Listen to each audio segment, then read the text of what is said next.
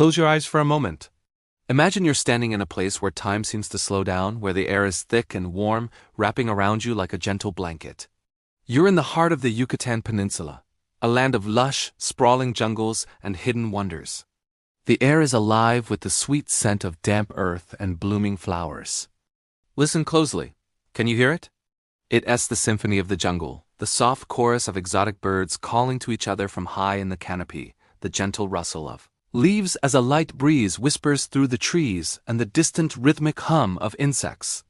It's a sound that has echoed through these forests for thousands of years. As you walk deeper, the modern world fades away, replaced by a sense of profound peace and ancient mystery. The path opens into a clearing, and there, rising from the sea of green, are silent, weathered stone monuments. These are not just rocks. They are the remnants of a civilization that was brilliant, complex, and deeply connected to the cosmos. You can almost feel the quiet presence of the people who walked these grounds centuries ago. Their stories are etched into every stone, their spirits lingering in the humid air. This is a place where history breathes. Welcome to the land of the Maya, a civilization that flourished here in the tropical lowlands of what is now southeastern Mexico, Guatemala, and Belize. They were master astronomers, brilliant mathematicians, and incredible architects who built magnificent cities that rivaled any in the ancient world. And among all their legendary cities, one name resonates with a unique power and mystique: Chichén Itzá. For over 1,000 years, Chichén Itzá was more than just a city. It was a bustling metropolis, a center of economic power, a place of profound spiritual importance, and a hub of scientific discovery. Imagine this sacred city in its prime, teeming with life. Thousands of people from all corners of the Maya world would have filled its grand plazas. Merchants would have traded precious goods like jade, obsidian, and brilliant feathers from the quetzal bird. Priests and astronomers would have climbed the towering pyramids to study the stars, creating a calendar so precise it still astonishes us today. The name itself, Chichén Itzá, means at the mouth of the well of the Itzá. This name points to one of the most vital features of the city, the sacred cenotes. The Yucatán Peninsula has almost no surface rivers or lakes. Instead, life-giving water is found in natural underground sinkholes called cenotes. These were seen by the Maya not just as sources of water, but as sacred portals to the underworld, the realm of the gods. The great sacred cenote at Chichén Itzá was a place of pilgrimage and offerings, a direct connection between the mortal world and the divine. The story of Chichén Itzá is one of power, innovation, and ultimately mystery. It rose to prominence around 600 AD and became a dominant force in the region. Its architecture is a stunning blend of classic Maya styles and influences from other cultures in central Mexico, creating something entirely unique. The famous Pyramid of El Castillo, the Temple of the Warriors with its forest of carved columns, and the Great Ball Court, the largest of its kind in ancient Mesoamerica, all speak to the city's grandeur and cultural significance. But like all great empires, Chichén Itzá's golden age eventually came to an end. Around the 13th century, the city began a slow decline, and it was eventually abandoned, left to be reclaimed by the relentless jungle. For centuries, its magnificent structures lay hidden, shrouded in vegetation and legend, their stories waiting to be rediscovered. Why did the people leave? What happened to this powerful civilization? These are some of the questions that have puzzled historians and archaeologists for generations, adding to the city's enchanting aura. Today, Chichén Itzá is a UNESCO World Heritage Site, and its ruins are among the most visited archaeological sites in Mexico. It stands as a powerful testament to the ingenuity and enduring legacy of the Maya people. Walking through its ancient avenues, you are not just seeing ruins. You are stepping into a story written in stone, a story of a universe viewed through the eyes of one of history's most fascinating cultures. In this journey, we will peel back the layers of time to explore the wonders of Chichén Itzá. We'll uncover the secrets of its iconic pyramid, El Castillo, and its incredible connection to the sun and the seasons. We'll venture to the edge of the sacred cenote and learn about the rituals that took place there. We will decipher the meanings behind the intricate carvings and imagine the epic ball games played in its grand court. This is not just a tour of ancient stones. It is an invitation to understand a worldview, to connect with a history that is still very much alive, and to witness the magic of a city that was, and in many ways still is, the center of its world. So take a deep breath, let the sounds of the jungle envelop you, and prepare to step back in time. The story of Chichén Itzá is about to begin. Thank you for joining me on this adventure, and if you're as fascinated by ancient worlds as I am, be sure to subscribe for more journeys into the past. Hey everyone, welcome back!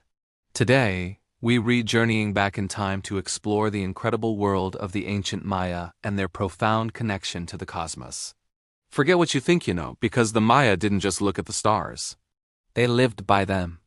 Their entire civilization was built around a celestial worldview that was deeply intertwined with every aspect of their daily lives, from farming to warfare to the very concept of time itself. So, how did the Maya see the universe? For them, the cosmos wasn't a static, empty space. It was alive, dynamic, and structured. They envisioned a multi-layered world. Above our earthly realm was the celestial world, the home of the gods, often depicted as a 13-layered heaven. Below was the underworld, known as Xibalba, a 9-layered realm that souls had to journey through after death. And connecting them all, at the very center, was the world tree, the Ceiba tree. Its roots delved deep into Xibalba, its trunk stood in our world, and its branches reached high into the heavens, creating a sacred axis, a cosmic superhighway connecting all realms. This wasn't just a myth, it was their map of reality. This connection between the sky and the earth was absolutely fundamental. The Maya believed that the movements of celestial bodies were direct communications from the gods. Every sunrise, every phase of the moon, every planetary alignment was a divine message that needed to be understood and acted upon. Their cities were designed as cosmic models. Temples and pyramids were not just random structures. They were astronomical observatories, precisely aligned to track the paths of the sun, moon, and planets. Think of it like this. Their cities were giant three-dimensional calendars built to mirror the heavens. And when we talk about calendars, the Maya were masters of time. They didn't just have one calendar. They had a complex, interwoven system of multiple calendars, each serving a different purpose. The two most important were the Hab and the Tzolk'in. The Hab was their 365-day civil calendar, based on the solar year. It was made up of 18 months of 20 days each, plus a special 5-day period at the end called the Wayib. This was a time of transition, considered to be dangerous and uncertain, when the barriers between the worlds thinned. Then there was the Tzolk'in, the 260-day sacred calendar. This was the heart of Mayan spiritual life. It combined a cycle of 20-day names with a cycle of 13 numbers. Each day had a unique combination, like 4 Ahau or 1 Imix, and each combination carried its own specific energy and prophecy. A skilled daykeeper, a kind of shaman astronomer, could interpret the Tzolk'in to predict auspicious times for planting crops, going to war, crowning kings, or even for a child's destiny based on their birth date. Your birthday didn't just tell you how old you were. It defined your character and your path in life. When you weave the Hab and the Tzolk'in together, you get what we call the calendar round. It takes 52 years for a specific date combination to repeat. So, a 52nd birthday was a huge milestone, marking the completion of a full life cycle and a time of great renewal. But the Maya thought even bigger than that. They also had the long count calendar, the one famous for the whole 2012 phenomenon. This calendar tracked time on a massive, almost unimaginable scale, measuring cycles that lasted thousands of years. For the Maya, time wasn't linear, like a straight line from past to future. It was cyclical. Everything that had happened would happen again. The universe was an endless loop of creation, destruction, and rebirth, just like the rising and setting of the sun. This cyclical view gave them a sense of order and predictability in a world that could often seem chaotic. History was prophecy. Now let's talk about the stars of the show, literally. While the moon and constellations were important, two celestial bodies held supreme significance: the sun and Venus. The sun god, Kinichahau, was one of the most powerful deities. He was the giver of life, heat, and time itself. His daily journey across the sky was a cosmic battle. At dawn, he was born from the east. At noon, he was at the zenith of his power. At sunset, he plunged into the underworld, transforming into the jaguar god to fight the lords of death, only to be reborn again the next morning. This daily struggle was a powerful metaphor for life, death, and rebirth. The equinoxes and solstices were moments of immense power when the sun's position marked the changing of the seasons. The most famous example is at Chichén Itzá. During the spring and fall equinoxes, as the sun sets, a shadow is cast on the grand staircase of the Temple of Kukulkan. It creates the illusion of a massive feathered serpent slithering down the pyramid. This isn't an accident. It's a breathtaking display of architectural and astronomical genius, designed to show the descent of the god Kukulkan to earth, blessing the land and its people. It was a tangible, visible connection between the divine and the mortal. Just as important as the sun, and in some ways even more complex, was the planet Venus. The Maya were obsessed with Venus. They tracked its cycle with incredible accuracy, knowing it was 584 days long. They knew it appeared as both a morning star and an evening star. But to them, it wasn't just a planet. It was the celestial manifestation of a powerful and often fearsome god, associated with warfare and royalty. The appearance of Venus at a specific point in its cycle, its heliacal rising, was a potent omen. Rulers would plan their coronations and, more importantly, their wars to coincide with these Venus events. Archaeological records show a clear link between major battles and the cycles of Venus. To go to war under the gaze of the Venus god was to ensure divine sanction for the bloodshed. So you see, the Maya lived in a world where heaven and earth were in constant dialogue. Their pyramids were mountains connecting them to the gods. Their calendars were the sacred rhythm of the universe. And the lights in the sky were the gods themselves, guiding, warning, and shaping their destiny. It was a worldview of profound complexity and beauty, where science and religion were one and the same. By understanding the cosmos, the Maya believed they could understand the will of the gods and find their place in the grand cyclical dance of time. It's a testament to their incredible intellectual and spiritual achievements. Thanks for joining me on this deep dive into the Mayan cosmos. If you enjoyed this, be sure to like the video, subscribe to the channel, and hit that notification bell so you don't miss our next chapter. See you next time. Stepping into Chichén Itzá is like walking onto a cosmic stage. The air itself seems to hum with ancient energy, a feeling that grows stronger as you take in the sheer scale of this Maya metropolis. This wasn't just a city. It was a universe carved in stone, a sacred map reflecting the heavens above. The Itzá Maya, masters of astronomy and architecture, designed this place with an almost obsessive precision, aligning every structure with the movements of the sun, the moon, and the stars. Imagine standing here 1,000 years ago. All around you, the city pulses with life. To your left, the Great North Platform, a vast man-made plateau that elevates the most sacred structures, making them seem as if they're floating between earth and sky. This was the heart of the city's ceremonial life. Before you, the main plaza stretches out, an enormous open space designed for massive public gatherings, rituals, and processions. Picture thousands of people, dressed in vibrant textiles and feathered headdresses, their voices echoing off the stone temples as they witness ceremonies dedicated to the gods. The city is a tapestry of plazas, causeways, and monumental buildings. There isn't just one plaza but several, each serving a different purpose and connected by sakbib, the famous Maya white roads. These raised causeways, paved with white limestone, gleamed in the tropical sun and moonlight, acting as arteries that channeled the flow of people and spiritual energy throughout the city. Walking these paths, you feel a deliberate sense of journey, as if you're being guided through a carefully planned cosmic story. And then there are the ball courts.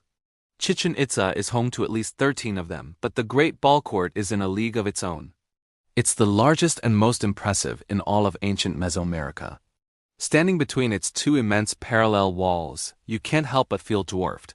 The scale is staggering. These walls, 85 meters long and 9 meters high, create an incredible acoustic effect. A whisper from one end can be heard clearly at the other, a feat of engineering that must have added a layer of mystique and drama to the games played here. The game itself, Pakatok, was far more than just a sport. It was a ritual reenactment of cosmic battles, a sacred performance where human players became proxies for the gods. The stone hoops, set high on the walls, seem impossibly small targets for the heavy rubber ball that players could only hit with their hips, knees, and elbows. The stakes were incredibly high, often life and death, symbolizing the perpetual struggle between light and darkness, order and chaos. As you explore further, you notice the sheer diversity of temples. There's the Temple of the Warriors, a breathtaking structure fronted by a forest of carved columns, each depicting a Toltec warrior in full regalia. This complex, including the group of 1,000 columns, was a major assembly hall and a testament to the city's military might and its cultural fusion with peoples from central Mexico. Nearby, you find more intimate and enigmatic structures like the Caracal or the observatory. This unique, round building with its spiral staircase looks unlike anything else here. Its windows are precisely aligned to track the path of Venus, the Sun during equinoxes, and other key celestial bodies. The Caracal is undeniable proof that the Maya were not just stargazers, but sophisticated astronomers who used their knowledge to dictate everything from agriculture to warfare. It was their celestial clock and calendar, writ large in stone. Every building here tells a story of cosmic alignment. Chichén Itzá was a living almanac. The entire city was laid out on a grid that was slightly skewed, not aligned to the cardinal directions, but to the solar events of the equinoxes and solstices. This orientation was a deliberate choice, turning the entire city into a giant astronomical instrument. For the Maya, time was cyclical, and the universe was a place of divine order. By mirroring this order in their earthly domain, they were actively participating in the maintenance of cosmic balance. But of all the wonders here, one rises above them all, both literally and figuratively. It's the crown jewel of Chichén Itzá, the structure that has become an icon of Maya civilization, the Temple of Kukulkan, also known as El Castillo. From the moment you enter the Great Plaza, it commands your attention. It's not just a pyramid. It's a masterpiece of sacred geometry and astronomical symbolism. It's a physical representation of the Maya calendar. Each of its 4 stairways has 91 steps. If you multiply that by 4 and add the single step of the top platform, you get 365, the number of days in a solar year. The 9 terraces on each side of the pyramid represent the 9 levels of the Maya underworld, Xibalba. The 52 panels on its sides correspond to the 52-year cycle of the Maya calendar round, when their 2 main calendars, the Hab and the Tzolk'in, perfectly realign. It is a stone-carved computation of time itself. And then there's the magic. The phenomenon that draws thousands of visitors every year, a spectacle that perfectly encapsulates the genius of its creators. During the spring and fall equinoxes, as the sun begins to set, a shadow play unfolds on the northern staircase. The corner of the pyramid's terraces casts a series of triangular shadows that create the illusion of a giant serpent slithering down the side of the pyramid, its body connecting to the massive carved stone serpent head at the base. This is the descent of Kukulkan, the feathered serpent god, returning to Earth to bless the land with fertility and life. It's a breathtaking fusion of architecture, astronomy, and mythology, a moment where the boundary between the physical and the divine completely dissolves. It's a message from the past, reminding us that the Maya didn't just build a city.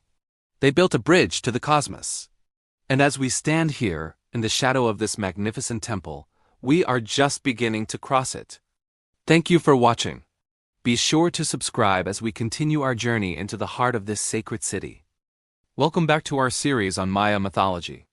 In this chapter, we read diving deep into the legend of one of the most iconic deities in the Americas, Kukulkan, the feathered serpent. If you've ever seen images of ancient Mesoamerican pyramids, you've likely seen his likeness carved into stone, a powerful symbol that has fascinated people for centuries. So, who was this incredible god and why was he so important to the Maya people? Let's unravel the mystery. Kukulkan, whose name translates to feathered serpent in the Yucatec Mayan language, was a creator god, a master of the elements, and a bringer of knowledge. He wasn't just a Maya deity. His influence stretched across Mesoamerica. In central Mexico, the Aztec people worshipped a very similar figure known as Quetzalcoatl.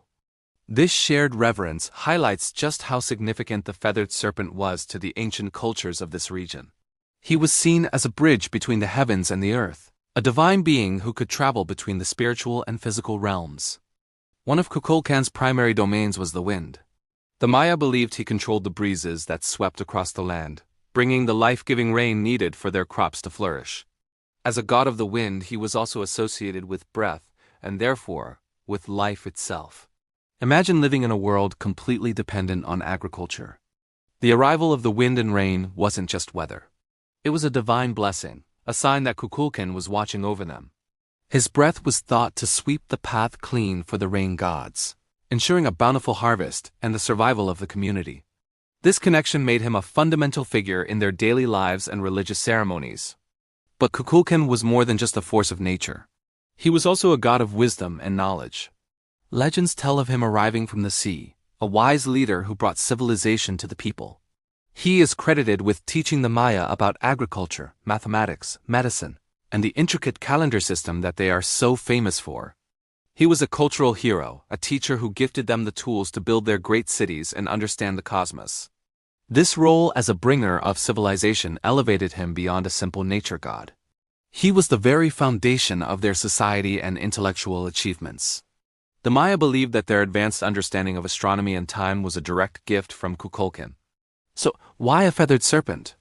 This combination might seem strange to us, but for the Maya it was deeply symbolic. Let's break it down. The serpent, a creature that lives close to the ground, represented the earth, the underworld, and the cycle of life, death, and rebirth. Snakes shed their skin, a powerful visual metaphor for renewal and transformation. They emerge from the earth, connecting them to the hidden chthonic forces of the world. By associating Kukulkan with the serpent, the Maya were linking him to these fundamental cycles of existence and the very ground they walked on. Now let's add the feathers. The feathers, specifically those of the brilliant green quetzal bird, represented the heavens, the sky, and the divine. The quetzal was a sacred bird, whose feathers were more valuable than gold. It was a creature of the air, able to soar high above the world. By combining the earth-bound serpent with the celestial feathers of a bird, the Maya created a powerful symbol, a being who embodied the union of heaven and earth. Kukulkan was the ultimate mediator, a god who connected the human world with the divine cosmos. He was a complete, holistic deity representing the totality of existence. This duality is at the heart of Kukulkan's character. He is both of the earth and of the sky, both physical and spiritual. This connection is brilliantly displayed at the pyramid of Chichén Itzá, which is dedicated to him. During the spring and autumn equinoxes, a remarkable event occurs. As the sun sets, the shadows cast by the pyramid's steps create the illusion of a massive serpent slithering down the side of the structure, its stone head waving at the bottom. This incredible display of architectural and astronomical genius was a sacred event, symbolizing Kukulkan's descent from the heavens to bless the earth. It was a physical manifestation of his role as the connector of worlds. Furthermore, Kukulkan was tied to the ruling class. Maya kings and leaders often claimed to be descended from him or to rule with his divine authority. By associating themselves with the feathered serpent, they legitimized their power, presenting themselves as the earthly conduits of his wisdom and strength. Kukulkan's image was a powerful political tool, a symbol of rightful leadership and divine mandate. Carvings and inscriptions in temples and palaces often depict rulers adorned with serpent imagery, reinforcing their connection to this mighty god. The stories of Kukulkan also speak of cycles. According to some legends, he was a peaceful ruler who, after a time, departed from his people, promising to one day return. This prophecy of return is a common theme in many mythologies, and it further cemented his association with cycles, renewal, and the endless rhythm of time. His departure was not an end, but a transition, a promise of a future rebirth. This belief gave the Maya a sense of continuity and hope, a belief that even in times of change or hardship, the divine order would eventually be restored. In conclusion, Kukulkan was not just one god among many. He was a central pillar of the Maya worldview. He was the wind that brought the rain, the wise teacher who brought civilization, and the sacred link between the earth and the sky. The feathered serpent was a sophisticated symbol representing the cycles of life, the duality of existence, and the divine order of the cosmos. His legacy is literally carved in stone, a testament to a culture that saw the sacred in the natural world and sought to understand its place within it. The shadow of the serpent descending the pyramid at Chichén Itzá is a timeless reminder of Kukulkan's power and the ingenuity of the people who worshipped him. Thank you so much for joining me on this journey into the world of Kukulkan. I hope you have a deeper appreciation for this incredible deity and the rich symbolism behind the feathered serpent. If you enjoyed this video, please give it a thumbs up and subscribe for more explorations into ancient mythology. Don't forget to hit the notification bell so you won't miss our next chapter. See you next time. Welcome back to our series on the ancient Maya. Today, we're tackling one of the biggest mysteries. Just how did they build those magnificent pyramids? This is a story of incredible ingenuity, celestial knowledge, and sheer human effort. Let's dive into the construction of a Maya pyramid. It all starts with stone. The Maya heartland is a limestone shelf, a perfect source of building material. Imagine vast quarries, buzzing with activity. Workers, using tools made of chert and flint much harder than the limestone, would painstakingly cut into the bedrock.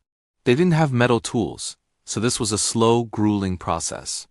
They'd chisel channels around a massive block, then use fire and water to crack it loose.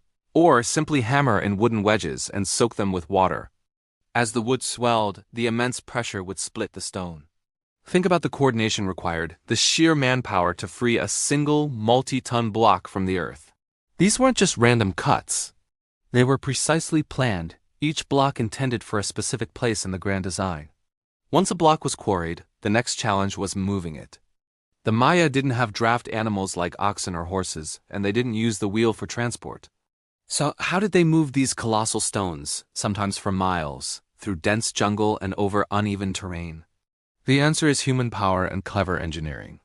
They likely used a combination of log rollers, ropes made from agave fibers, and ramps. Picture hundreds of workers pulling in unison, inching a giant block forward. They would have cleared wide causeways, known as sakbib, paved with plaster to create a smoother surface. It was a slow, coordinated dance of strength and precision, a testament to their organizational skills. Now, with the stone at the construction site, the architectural genius of the Maya truly shines. Before a single stone was laid, the entire pyramid was planned with breathtaking astronomical accuracy. The Maya were master astronomers. They would have used simple but effective tools, like crossed sticks, to track the movements of the sun, moon, and stars. The pyramid's location and orientation weren't accidental. They were deliberately aligned with cardinal directions or to mark significant celestial events, like the solstices and equinoxes. For example, the famous pyramid of Kukulkan at Chichén Itzá is perfectly angled so that on the spring and fall equinoxes, the setting sun casts a shadow that looks like a serpent slithering down the staircase. This wasn't just decoration. It was a sacred calendar, a clockwork of stone and light, connecting the earthly realm with the heavens. The foundation was critical. Maya engineers would level the ground and lay a base of rubble and earth to ensure stability. Then the construction would begin layer by layer. The pyramids we see today are often the last of several structures built one on top of the other, like nesting dolls. Each new ruler might encase the previous pyramid within a larger, more magnificent one. The core of the pyramid was typically a solid mass of rubble and earth, held together by retaining walls. This was then faced with those precisely cut and fitted limestone blocks we admire today. The blocks were joined with a mortar, made from burnt lime, creating a strong, durable structure. As the pyramid grew higher, they would have used extensive scaffolding and ramps, possibly wrapping around the structure itself, to continue hauling materials upwards. Every part of the pyramid was rich with symbolism. The structure itself was seen as a sacred mountain, a connection point between the underworld, the earthly plane, and the celestial realm. The 4 staircases often found on Maya pyramids represented the 4 cardinal directions. The number of steps frequently corresponded to the Maya calendar. The 91 steps on each of the 4 sides of Kukulkan, plus the top platform, add up to 365, the number of days in a solar year. The temples crowning the pyramids were the most sacred spaces, reserved for priests and rulers to perform rituals. These were often adorned with intricate carvings and stucco reliefs depicting gods, kings, and mythological scenes. These weren't just buildings. They were living narratives, stone-carved stories of their cosmology and power. The final touch was a coat of stucco, which was then brightly painted. Forget the bare stone we see today. Imagine these pyramids gleaming in the tropical sun, painted in vibrant reds, blues, yellows, and greens. They would have been dazzling beacons, visible for miles, broadcasting the power and piety of the city's ruler. The entire process, from quarrying the first stone to painting the final relief, could take decades, even generations. It was a massive community effort, a sacred duty that bound the people together. It required skilled architects, astronomers, masons, laborers, and artists, all working in concert. So, when we look at a Maya pyramid, we're not just seeing an ancient ruin. We are witnessing the culmination of sophisticated engineering, profound astronomical knowledge, and a deeply spiritual worldview. They were built without metal tools, without wheels, without beasts of burden. They were built with human hands, human intellect, and an unwavering connection to the cosmos. It's a humbling reminder of what people can achieve when united by a common purpose and a shared vision. The Maya didn't just stack stones. They sculpted mountains and charted the heavens, leaving behind a legacy that continues to inspire awe and wonder. Thanks so much for joining me on this journey into Maya engineering. If you found this as fascinating as I do, make sure to like this video and subscribe to the channel for more explorations into the ancient world. Let me know your thoughts in the comments below, and we'll see you in the next chapter. Welcome back to our journey into the heart of the Maya civilization. Today, we're standing before the magnificent El Castillo, the Great Pyramid at Chichén Itzá, to decode the secrets hidden within its very stones. This isn't just a building. It's a cosmic clock, a stone calendar that tracks the heavens with breathtaking precision. Let's start with the most famous feature, the stairways. El Castillo has 4 stairways, one on each side, facing the cardinal directions. Now here's where the genius of the Maya architects shines. Each of these stairways has exactly 91 steps. If you're doing the math, you might think 4 times 91. That's 364. You're right, but you're missing one crucial element. The Maya considered the top platform, the temple itself, as the final step. So you have 91 steps on the north, 91 on the south, 91 on the east, and 91 on the west. Add them all up, and you get 364. Add the final platform, and you have 365. Does that number sound familiar? It should. It's the number of days in the Hab, the Maya solar calendar. The entire pyramid is a physical representation of the solar year. Every single day is accounted for in its structure.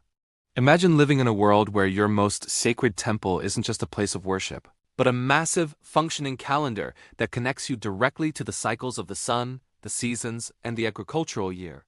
It's a testament to their advanced understanding of astronomy and mathematics, ALL encoded into this incredible feat of engineering. The Maya didn't just observe time, they built it. But the secrets don't stop with the stairs. As we look at the pyramid from the side, you'll notice it's not a smooth slope. It's built in a series of layers or terraces. Let's count them. There are 9 distinct levels on each side of the staircase. This number, 9, is profoundly significant in Maya cosmology. The Maya believed that the underworld, known as Xibalba, was a dark and dangerous place composed of 9 distinct layers. Think of it like this. The Great Pyramid of El Castillo is divided right down the middle by its stairways.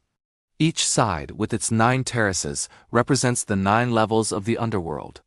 The pyramid, therefore, becomes a symbolic mountain, a place where the earthly realm and the underworld meet. It's a representation of their entire cosmos. When a ruler or a priest ascended the pyramid, they weren't just climbing stairs. They were undertaking a symbolic journey, rising from the underworld through the earthly plane to the heavens at the very top. The temple on the summit was a portal to the gods, a place of immense power and sacred energy. The number 9 appears again and again in Maya mythology. The lords of the night, powerful deities who ruled over the darkness, were 9 in number. Each lord would preside over one of the 9 layers of Xibalba. So, as you gaze upon these 9 terraces, you're looking at a map of the Maya underworld, a physical representation of the trials and tribulations that souls had to face after death. The pyramid wasn't just for the living. It was a guide for the dead, a connection between life, death, and the divine. This fusion of different belief systems within one structure is what makes El Castillo so fascinating. On one hand, you have the solar calendar, the 365 steps representing the world of the living, agriculture, and the cycle of seasons. This is the domain of the sun god, Kinechahal. On the other hand, you have the 9 terraces, representing the dark, mysterious underworld of Xibalba. This duality is central to Maya thought. They understood that life and death, light and dark, were not separate but intertwined forces, part of a single, continuous cycle. The pyramid perfectly embodies this concept. It is simultaneously a monument to the sun and a gateway to the underworld. It tracks the path of the sun during the day and acknowledges the journey of the soul through the night. This dual symbolism is a powerful reminder that the Maya saw the universe as a balanced, interconnected whole. Now let's bring another element into the mix, the feathered serpent god, Kukulkan, to whom the temple is dedicated. Kukulkan, like the Aztec Quetzalcoatl, was a creator god, a bringer of knowledge, and a lord of the winds. He was a deity who could travel between the different realms, the sky, the earth, and the underworld. The pyramid, then, is his sacred mountain, The temple at the top is his dwelling place, positioned perfectly between the heavens and the earth. When we combine all these elements, the true purpose of El Castillo becomes clear. It is a cosmological diagram brought to life. The 365 steps tie it to the solar year and the world of the living. The 9 terraces connect it to the 9 levels of the underworld and the realm of the dead. The entire structure serves as the throne of Kukulkan, the god who bridges all these worlds. It's a place where time, space, and mythology all converge. Imagine the ceremonies that took place here. Priests, adorned in elaborate costumes, would ascend these very stairs, their movements echoing the journey of the sun across the sky or the soul through Xibalba. The pyramid would have been the center of a vibrant city, its symbolic power radiating outwards, organizing the lives of everyone in Chichén Itzá according to the rhythms of the cosmos. So the next time you see a picture of this iconic pyramid, don't just see a pile of stones. See it for what it is: a sophisticated astronomical device, a map of the underworld, and a monument to the gods. The 4 stairways and 9 terraces are not just architectural choices. They are a sacred text written in the language of stone, revealing the deepest secrets of the Maya universe. It's a breathtaking fusion of science, religion, and art that continues to inspire awe and wonder to this day. Thanks so much for joining me on this deep dive into the symbolism of El Castillo. It's truly incredible how much meaning can be packed into a single structure. If you enjoyed learning about the sacred numbers of the Maya, be sure to like this video and subscribe to the channel for more explorations into ancient mysteries. We have so much more to uncover together. See you next time. Welcome back to our journey through the annals of history. Today, in Chapter 7, we're venturing into the heart of the ancient Maya civilization, where light and shadow weren't just daily occurrences, but the very language of the cosmos. We'll explore how these masters of the sky, the Maya astronomers, read the heavens with a precision that continues to astound us. Imagine for a moment a world without telescopes, without clocks, without the digital tools we rely on. How would you track time? How would you predict the seasons? The ancient Maya faced this challenge, and their solution was nothing short of genius. They turned to the most reliable celestial body they knew, the sun. The keepers of this sacred knowledge were the astronomer priests. These weren't just men of faith. They were scientists, mathematicians, and architects, all rolled into one. From observatories perched atop towering pyramids, they spent their lives meticulously watching the sun's journey across the sky. Day after day, year after year, they recorded its position, noting its subtle shifts with each rising and setting. They didn't use pen and paper. Their tools were simple yet profound. Gnomons, essentially vertical sticks that cast shadows on carefully marked surfaces.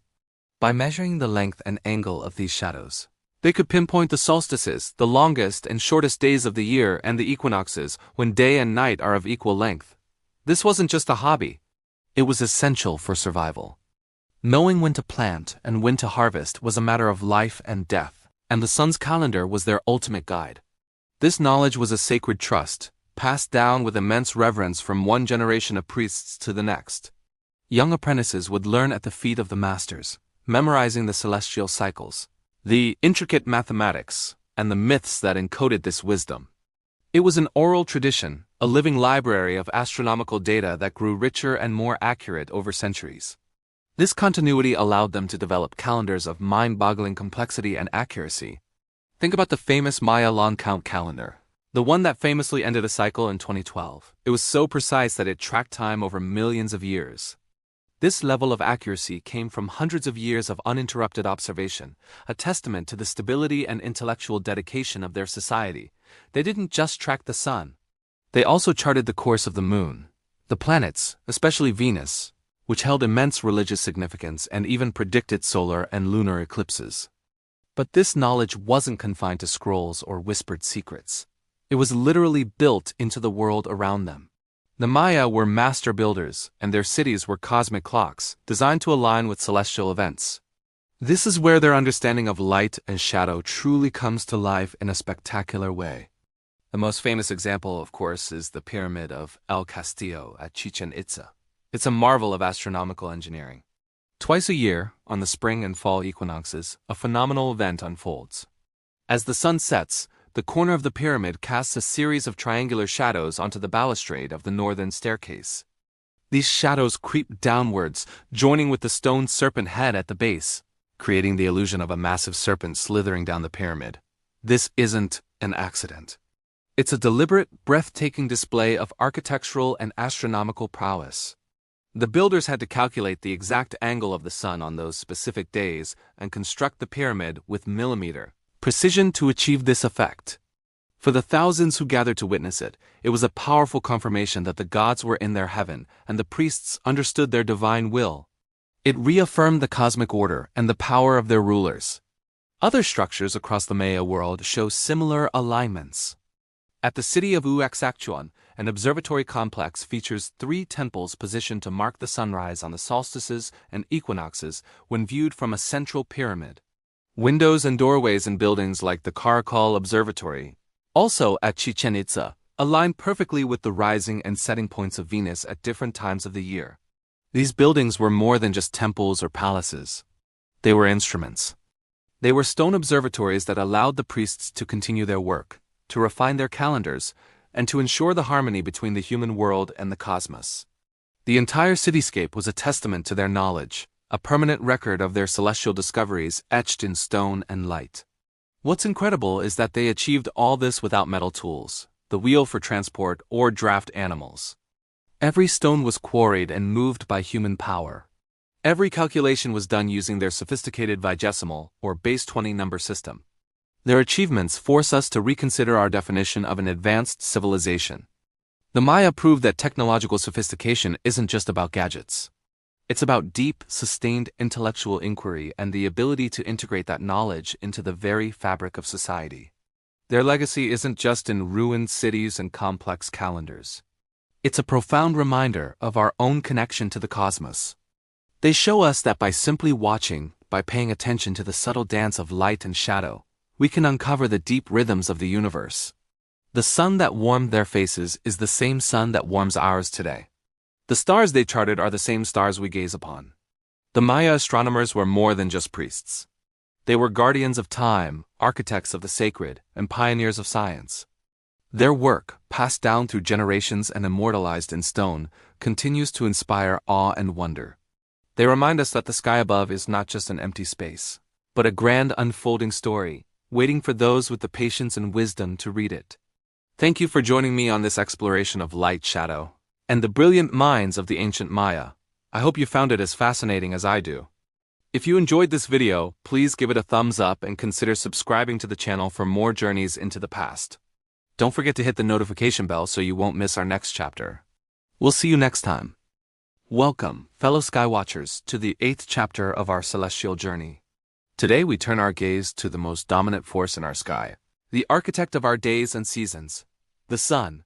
Its path across our celestial sphere is a grand, ancient dance, a rhythm that has governed life on Earth for eons.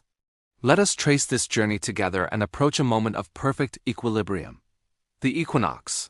Imagine the sky as a vast invisible dome above you. Each day, the sun traces an arc across this dome, rising in the east and setting in the west. But this path is not fixed. It is a pendulum swinging through the seasons, a story written in light against the canvas of the year. Let's start our observation at the peak of summer, during the summer solstice. On this day, the sun reaches its highest point in the sky at noon. It rises in the northeast, carves a long, high arc across the heavens, and sets in the northwest. The days are at their longest, filled with an abundance of light and warmth. Nature is in full bloom, soaking in the generous solar energy. In the northern hemisphere, this is a time of celebration, of outdoor life, a feeling that the days will stretch on forever. The shadows we cast are short, timid, and fleeting, as if the light has nearly conquered the darkness. This is the sun at its most triumphant, its reign at its zenith. But as with all things in nature, this peak is temporary. From the day after the solstice, a subtle but inexorable shift begins. Each day, the sun's noontime position inches a little lower. Its rising and setting points creep southward along the horizon. The glorious arc it traces becomes shorter, less ambitious. The days, though still long and warm, begin to shorten, at first imperceptibly, then with a growing sense of purpose. We are now on the slow, graceful descent towards autumn. The Earth, tilted on its axis, continues its orbit, and our hemisphere begins to lean away from the sun's most direct rays. This daily journey of the sun is a metronome for the seasons. As we move through late summer and into early autumn, the change becomes more apparent. The air develops a certain crispness in the mornings. The quality of the light itself seems to shift, becoming softer, more golden. The shadows, once so short and shy, begin to lengthen. They stretch out in the late afternoons, long dark fingers reaching across the landscape, reclaiming their territory from the light. This is the period of harvest, a time of gathering in the bounty that the long summer days have provided. It is a time of preparation, of acknowledging that the balance of power is shifting. And this brings us to the heart of our story today, the equinox. The word itself comes from Latin equus, meaning equal, and nox, meaning night. Equal night. This is the moment of celestial balance, the point in the Earth's orbit where the scales of day and night are perfectly poised. It occurs twice a year, once in spring, the vernal equinox, and once in autumn, the autumnal equinox. On the day of the equinox, the sun rises due east and sets due west, a unique occurrence on only these 2 days of the year. For this brief, magical moment, the length of the day and the length of the night are nearly equal all across the globe. No matter where you are, from the equator to the poles, you will experience approximately 12 hours of daylight and 12 hours of darkness. The Earth's axial tilt is neither inclined towards nor away from the sun. Instead, the planet stands sideways to the solar rays, and the terminator, the line separating day from night, runs directly from the north pole to the south pole. This is a profound moment of equilibrium. It's a cosmic pause, a deep breath in the cycle of the year. Think of it as a celestial fulcrum. After the summer solstice, we've been on a journey where darkness has been slowly gaining on the light. On the autumnal equinox, they meet as equals. It is a day of perfect harmony between light and shadow. At noon, your shadow will be a length that is somewhere between its shortest summer version and its longest winter version. It is a representation of this balance. This balance has been recognized and celebrated by cultures throughout history. Ancient monuments like the pyramids of Chichén Itzá in Mexico were built to align with the equinox. On this day, the setting sun creates a shadow that looks like a serpent slithering down the steps of the main pyramid, a stunning fusion of architecture and astronomy. It shows how deeply our ancestors were connected to this celestial rhythm, how they saw in it a reflection of the cycles of life, death, and rebirth. The equinox is more than just an astronomical event. It is a powerful symbol. It reminds us that there is a time for growth and a time for rest, a time for light and a time for shadow. It teaches us about the nature of change, not as an abrupt event, but as a gradual, flowing transition. The world does not simply flip a switch from summer to winter. Instead, it glides through this point of balance, this beautiful in-between state. As we pass the autumnal equinox, the balance tips. The sun's daily path will continue to sink lower in the sky. It will rise further south of east and set further south of west. The nights will now become definitively longer than the days. The shadows will grow bolder, longer, and more persistent, heralding the approach of winter. The energy of nature begins to turn inward. Leaves fall, animals prepare for hibernation, and the land gets ready for the cold, dark months ahead. The sun's journey continues its downward slide towards its lowest point, the winter solstice, the shortest day of the year. And when that time comes, the cycle will reverse once more. After the winter solstice, the sun will begin its slow climb back. The days will start to lengthen, and we will journey towards that other point of balance, the vernal equinox in spring. On that day, light will once again equal darkness, but this time it will signal the victory of light, the promise of the coming summer. So next time you feel the seasons changing, look to the sun. Observe its path. Notice where it rises and sets. Pay attention to the length of your shadow at midday. You are witnessing a grand cosmic dance that connects you to the earth, to the sun, and to the very rhythm of time itself. The journey to the equinox is a journey to the heart of balance. A reminder that in nature, and perhaps in our own lives, there is a beautiful and necessary harmony between the light and the shadow. Thank you for joining me on this leg of our journey through the cosmos. Keep looking up, and may you find balance in the rhythm of your own seasons. Don't forget to like, share, and subscribe for our next chapter. Welcome back, fellow adventurers, to our journey into the heart of ancient mysteries. Today, we're standing at the threshold of a celestial event that has captivated humanity for centuries. This is Chapter 9, The Serpent Awakens. Right now, The sun is beginning its slow descent, and the stage is being set for a spectacle of light and shadow. We are here, at the base of this magnificent pyramid, waiting just as countless generations have before us. The air is thick with anticipation. You can feel a buzz, a collective holding of breath from everyone gathered here.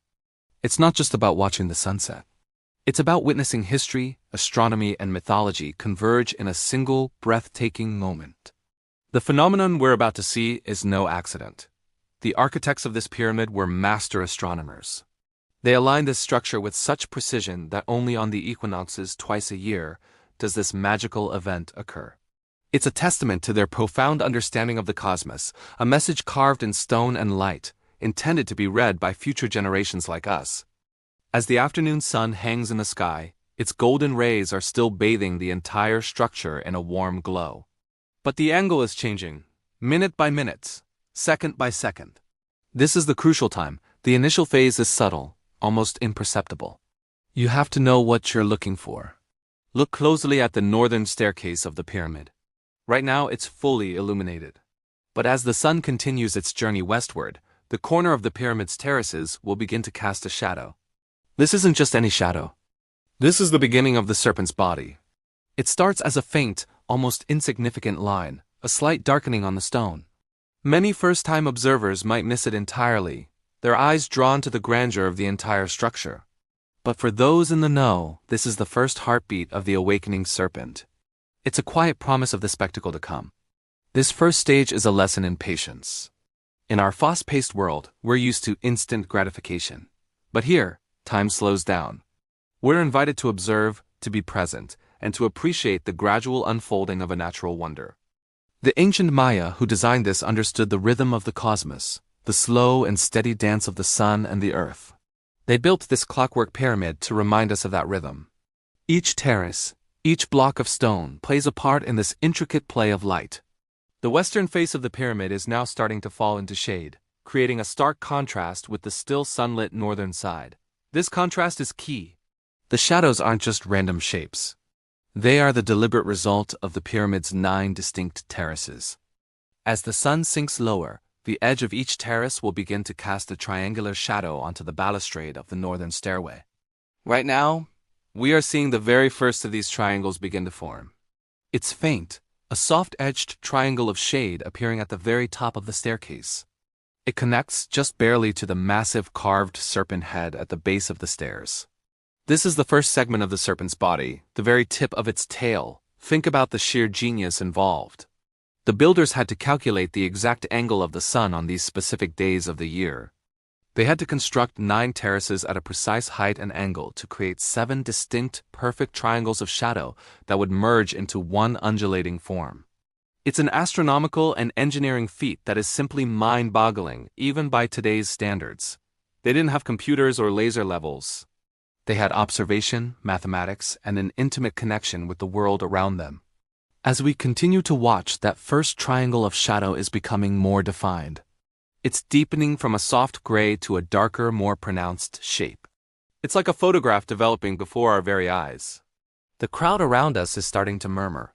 Phones and cameras are being raised, but many are simply watching mesmerized. There's a shared sense of wonder here. We're all connected by this singular experience, watching a stone serpent come to life, powered by the sun itself. It's a silent story, told without words, a visual poem written across the face of the pyramid. With each passing minute, the sun's angle becomes more acute. Now, a second triangle is beginning to emerge just below the first one. It's starting as a faint impression, a subtle shift in the light. This is the serpent's body growing, elongating, slithering down from the heavens. The phenomenon is gaining momentum. What began as a quiet hint is now becoming an undeniable reality. The 2 triangles of shadow are still separate, but you can see how they are destined to connect. The illusion is taking shape. It's a slow, deliberate crawl, a testament to the patient power of nature and the ingenuity of its ancient observers. The name for this pyramid in the local language often translates to the castle, and in this moment it truly feels like a magical fortress where myths are born. The serpent, a powerful symbol in Mayan culture, represented a link between the underworld, the earth, and the sky. This serpent of light and shadow descending the pyramid was a divine event, signaling the changing of the seasons, the time for planting or harvest. It was a cosmic confirmation that the world was in balance. For the ancient Maya, this wasn't just a cool visual effect. It was the arrival of a god. Let's take a moment to really soak this in. The sun is lower now, casting long shadows across the entire plaza. The air is cooling slightly. The color of the light is shifting from bright white to a warmer, more golden hue. This is the golden hour, and it's painting the pyramid in breathtaking colors. Against this warm backdrop, the shadows of the serpent appear even darker, more dramatic. A third triangle is now forming, and the first two are beginning to merge. The separate segments are linking up, creating a continuous, undulating line. The serpent is no longer a series of shapes. It is becoming a coherent form. The excitement is palpable. You can hear gasps from the crowd as the illusion becomes clearer. People are pointing, explaining it to their friends and family. It's a communal discovery. We are witnessing the slow, majestic descent. The body of the serpent now stretches down the top third of the staircase. It seems to ripple, to move. This is the magic of the phenomenon. The sharp edges of the stone terraces create these incredibly precise triangles, and as they merge, they create the illusion of a smooth, curving, serpentine body. It's a trick of the light, a play on our perception, but it feels utterly real. Imagine being here hundreds of years ago without any scientific explanation. It would have been pure magic, undeniable proof of the power of the gods and the wisdom of the priests who could predict their arrival. It was a tool of power, a source of spiritual comfort, and a communal calendar all in one.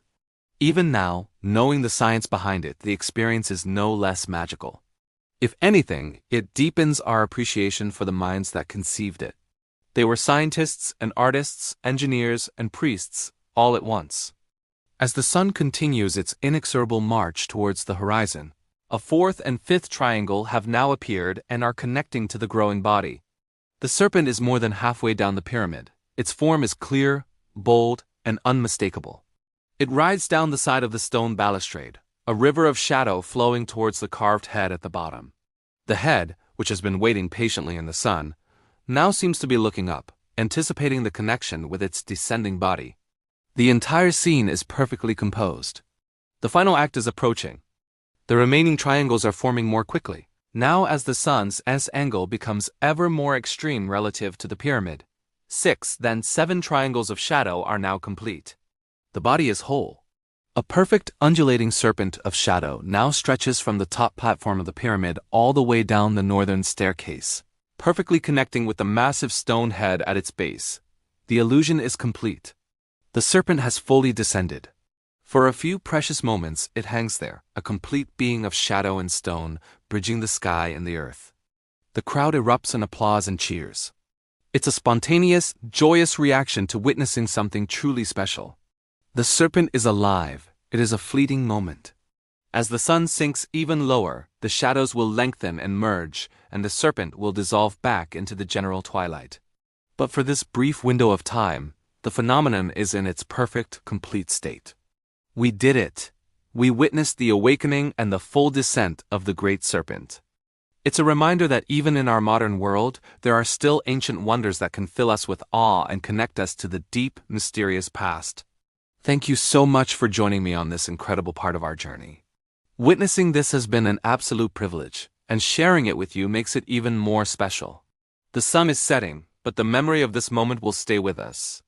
Don't forget to like, subscribe, and hit that notification bell so you don't miss the next chapter of our adventure. Until next time, keep exploring.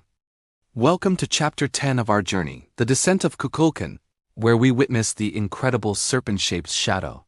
Imagine this. It's the spring or autumn equinox at Chichén Itzá. The sun begins its slow descent across the sky, and a hush falls over the crowd. Everyone's eyes are fixed on the Great Pyramid of Kukulkan, also known as El Castillo. As the afternoon light shifts, something truly magical starts to happen. The first hint of the phenomenon appears as a subtle play of light and shadow on the grand northern stairway. Slowly, distinctly, a single triangular patch of shadow materializes. It's created by the angle of the sun hitting the 9 terraces of the pyramid. Then another appears, and another, until a series of 7 perfect, isosceles triangles of shadow line up along the balustrade. Each triangle is a segment of a much larger form, a puzzle piece falling into place. This is just the beginning. As the sun continues its journey westward, these 7 triangles begin to connect, to flow into one another. The effect is breathtaking. It looks exactly like the long, undulating body of a massive serpent. This isn't just a static pattern, it's alive. The shadow seems to ripple and move, creating the powerful illusion that a celestial snake is slithering, descending from the heavens down the side of the pyramid.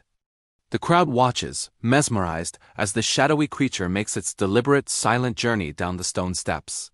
The level of precision is astounding. The ancient Maya architects and astronomers had to calculate the sun's path with incredible accuracy to achieve this. The pyramid itself is a giant 3-dimensional calendar, and this event is its grandest performance. The slithering motion isn't a quick flash. It's a slow, dramatic procession. The shadow body appears to creep downward, inch by inch, as if waking from a long slumber. It's a testament to a civilization that saw the cosmos not just as something to observe, but as something to interact with, to build into the very fabric of their sacred spaces. The grand finale is the most spectacular part. As the last rays of the sun grace the pyramid, the end of this serpentine shadow finally reaches the bottom of the stairway. And what awaits it there? A massive, intricately carved stone serpent head. The shadow body merges perfectly with this stone head, completing the illusion. For a fleeting moment, the entire serpent is whole, a divine being made of light, shadow, and stone.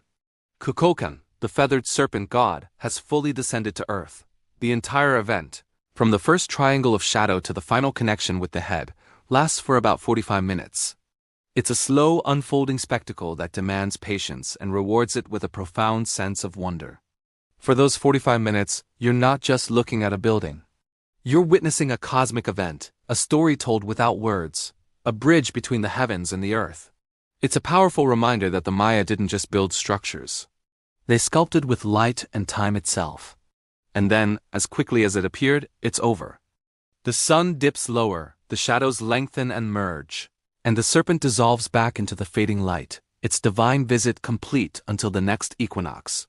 The crowd is left with the lingering image of the descent, a shared memory of a celestial snake gliding down a pyramid. It is a moment that connects us directly to the ancient people who stood in this very spot, watching this same spectacle, over 1,000 years ago. This is the genius of Chichén Itzá, a place where architecture, astronomy, and mythology converge into one unforgettable experience.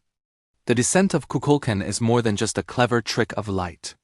It's a sacred ritual, a celebration of cosmic cycles, and a timeless piece of performance art. Thank you for joining me for this chapter. Don't forget to like, subscribe, and hit that notification bell so you don't miss our next adventure. See you then. Welcome back to our series exploring the wonders of ancient civilizations. Today, we read diving deep into the science behind one of the most spectacular illusions ever created, the descent of the serpent god, Kukulkan at Chichén Itzá. How did the Maya, with no modern tools, achieve such an incredible feat of architectural and astronomical precision? Let's unravel the secrets behind the shadow. The phenomenon occurs twice a year, during the spring and autumn equinoxes. As the sun begins to set on these specific days, a series of triangular shadows starts to form along the grand northern staircase of the Pyramid of Kukulkan, also known as El Castillo. These shadows connect with the giant stone serpent head at the base of the pyramid, creating the illusion of a massive snake slithering down the structure. It's a breathtaking sight, but it's no accident. This is the result of deliberate genius-level design. First, let's talk about the pyramid's orientation. El Castillo isn't aligned perfectly with the cardinal directions, north, south, east, and west. Instead, it's slightly rotated, about 17 to 19 degrees off from true north. This specific alignment is crucial. It ensures that on the equinoxes, the setting sun strikes the northwest corner of the pyramid at the exact angle needed to cast the now famous shadows onto the northern staircase. If the pyramid were aligned perfectly, this precise shadow play wouldn't happen. The Maya astronomers and architects knew exactly how the sun moved across the sky throughout the year and positioned their most sacred temple accordingly. Next, we have the geometry of the pyramid itself. El Castillo has 9 terraces or levels on each of its 4 sides. These terraces are not just decorative. They are the key to the illusion. The northwest corner of each of these 9 terraces acts as a shadow-casting object. As the sun sinks lower in the sky, the corner of the top terrace casts the first triangular shadow. Then, as the sun continues its descent, the corner of the next terrace down casts its shadow, and so on, one by one, all the way to the bottom. This creates a chain of 7 distinct, isosceles triangles of light and shadow. Why 7? While there are 9 terraces, the top temple platform and the base platform contribute to the overall structure, but it's the corners of the main body's terraces that form the distinct triangles we see. These 7 triangles, when linked together, form the undulating body of a serpent. The illusion of movement, the slithering effect, comes from the gradual and sequential appearance of these triangles of shadow, moving from top to bottom over the course of the afternoon. The angle of the staircase and the terraces is also perfectly calculated. The steepness of the pyramid and the precise height and depth of each terrace were designed to ensure the triangles would be well defined and would connect seamlessly. It's a masterful interplay of light and solid form. The Maya were essentially sculpting with shadows. They understood that to control the shadow you must first master the object casting it. Every angle, every dimension was planned to contribute to this singular, stunning effect. Think about the complexity here. The Maya had to have a profound understanding of solar geometry. They needed to know the sun's path, the angle of its rays on specific days of the year, and how those rays would interact with a 3-dimensional structure. They then had to translate this celestial knowledge into a physical building plan. This required sophisticated mathematics and engineering skills. They didn't just build a pyramid. They built a solar clock, a calendar in stone that marked the changing of the seasons. The illusion is a testament to the Maya's view of the cosmos. For them, science, religion, and art were not separate disciplines. The descent of Kukulkan wasn't just an astronomical event. It was a divine one. It symbolized the feathered serpent god visiting his people, bringing the promise of a good harvest in the spring and marking the time for harvest in the fall. The architecture was the medium through which the heavens communicated with the earth.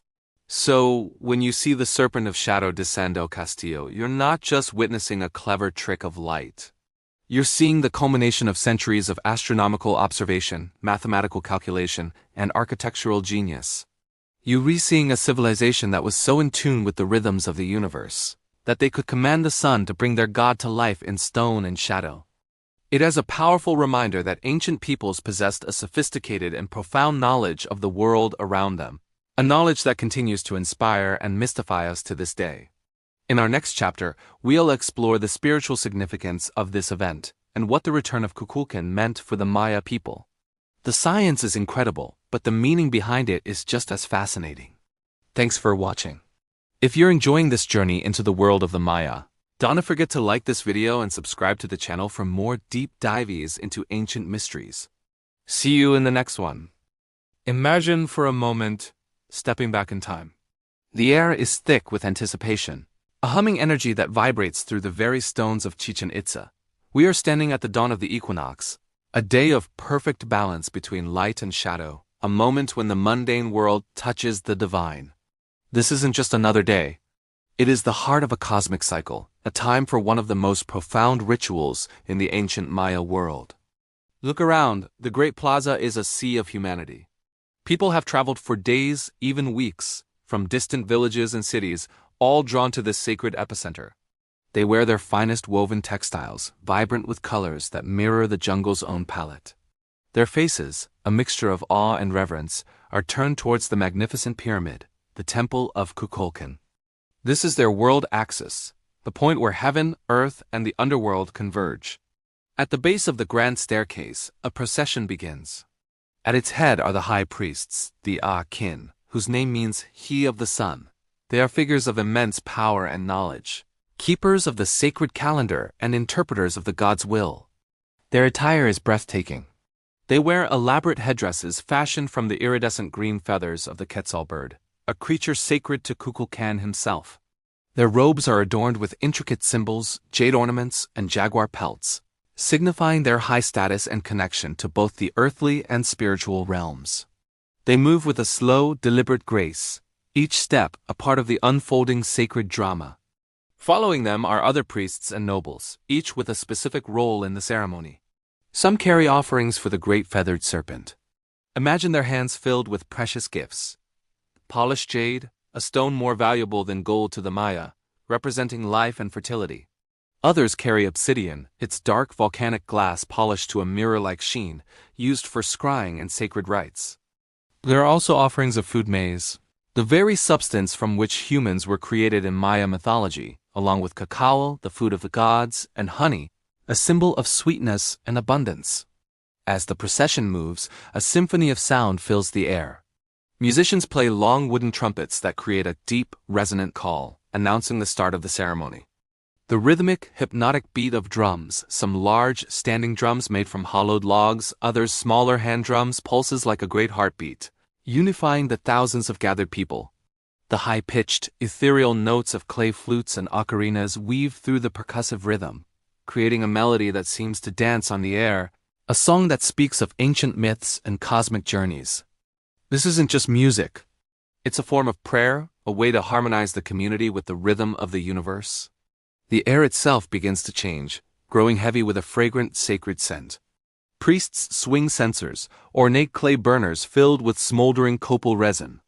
The thick white smoke billows upwards, carrying the prayers of the people to the heavens. Copal was the spiritual food of the gods, its aroma meant to please them and draw their attention. This fragrant cloud purifies the space, cleanses the participants, and creates a mystical veil between the physical and the spiritual worlds. The scent is everywhere, a tangible sign of the sacredness of this moment. Now, the high priest ascends the 91 steps of the northern staircase, one for each day of the season leading to the equinox. As he climbs, the crowd below falls into a hushed silence. He reaches the summit, the small temple at the pyramid's peak, and turns to face the people. His arms are raised to the sky, and he begins the invocation, his voice chanting in the ancient tongue, a powerful prayer directed to Kukulkan. He calls upon the Feathered Serpent, the bringer of rain, the master of the winds. He prays for the life-giving waters to fall upon the maize fields, ensuring a bountiful harvest. He asks for fertility, not just for the land, but for the people, for the continuation of their lineage, and the strength of their community. He prays for renewal, for the shedding of the old, just as a serpent sheds its skin, and the embrace of a new cycle of life and prosperity. The words are a powerful mix of plea and praise, acknowledging the might of the deity while humbly asking for his blessings. As the afternoon sun begins its descent, the great miracle occurs.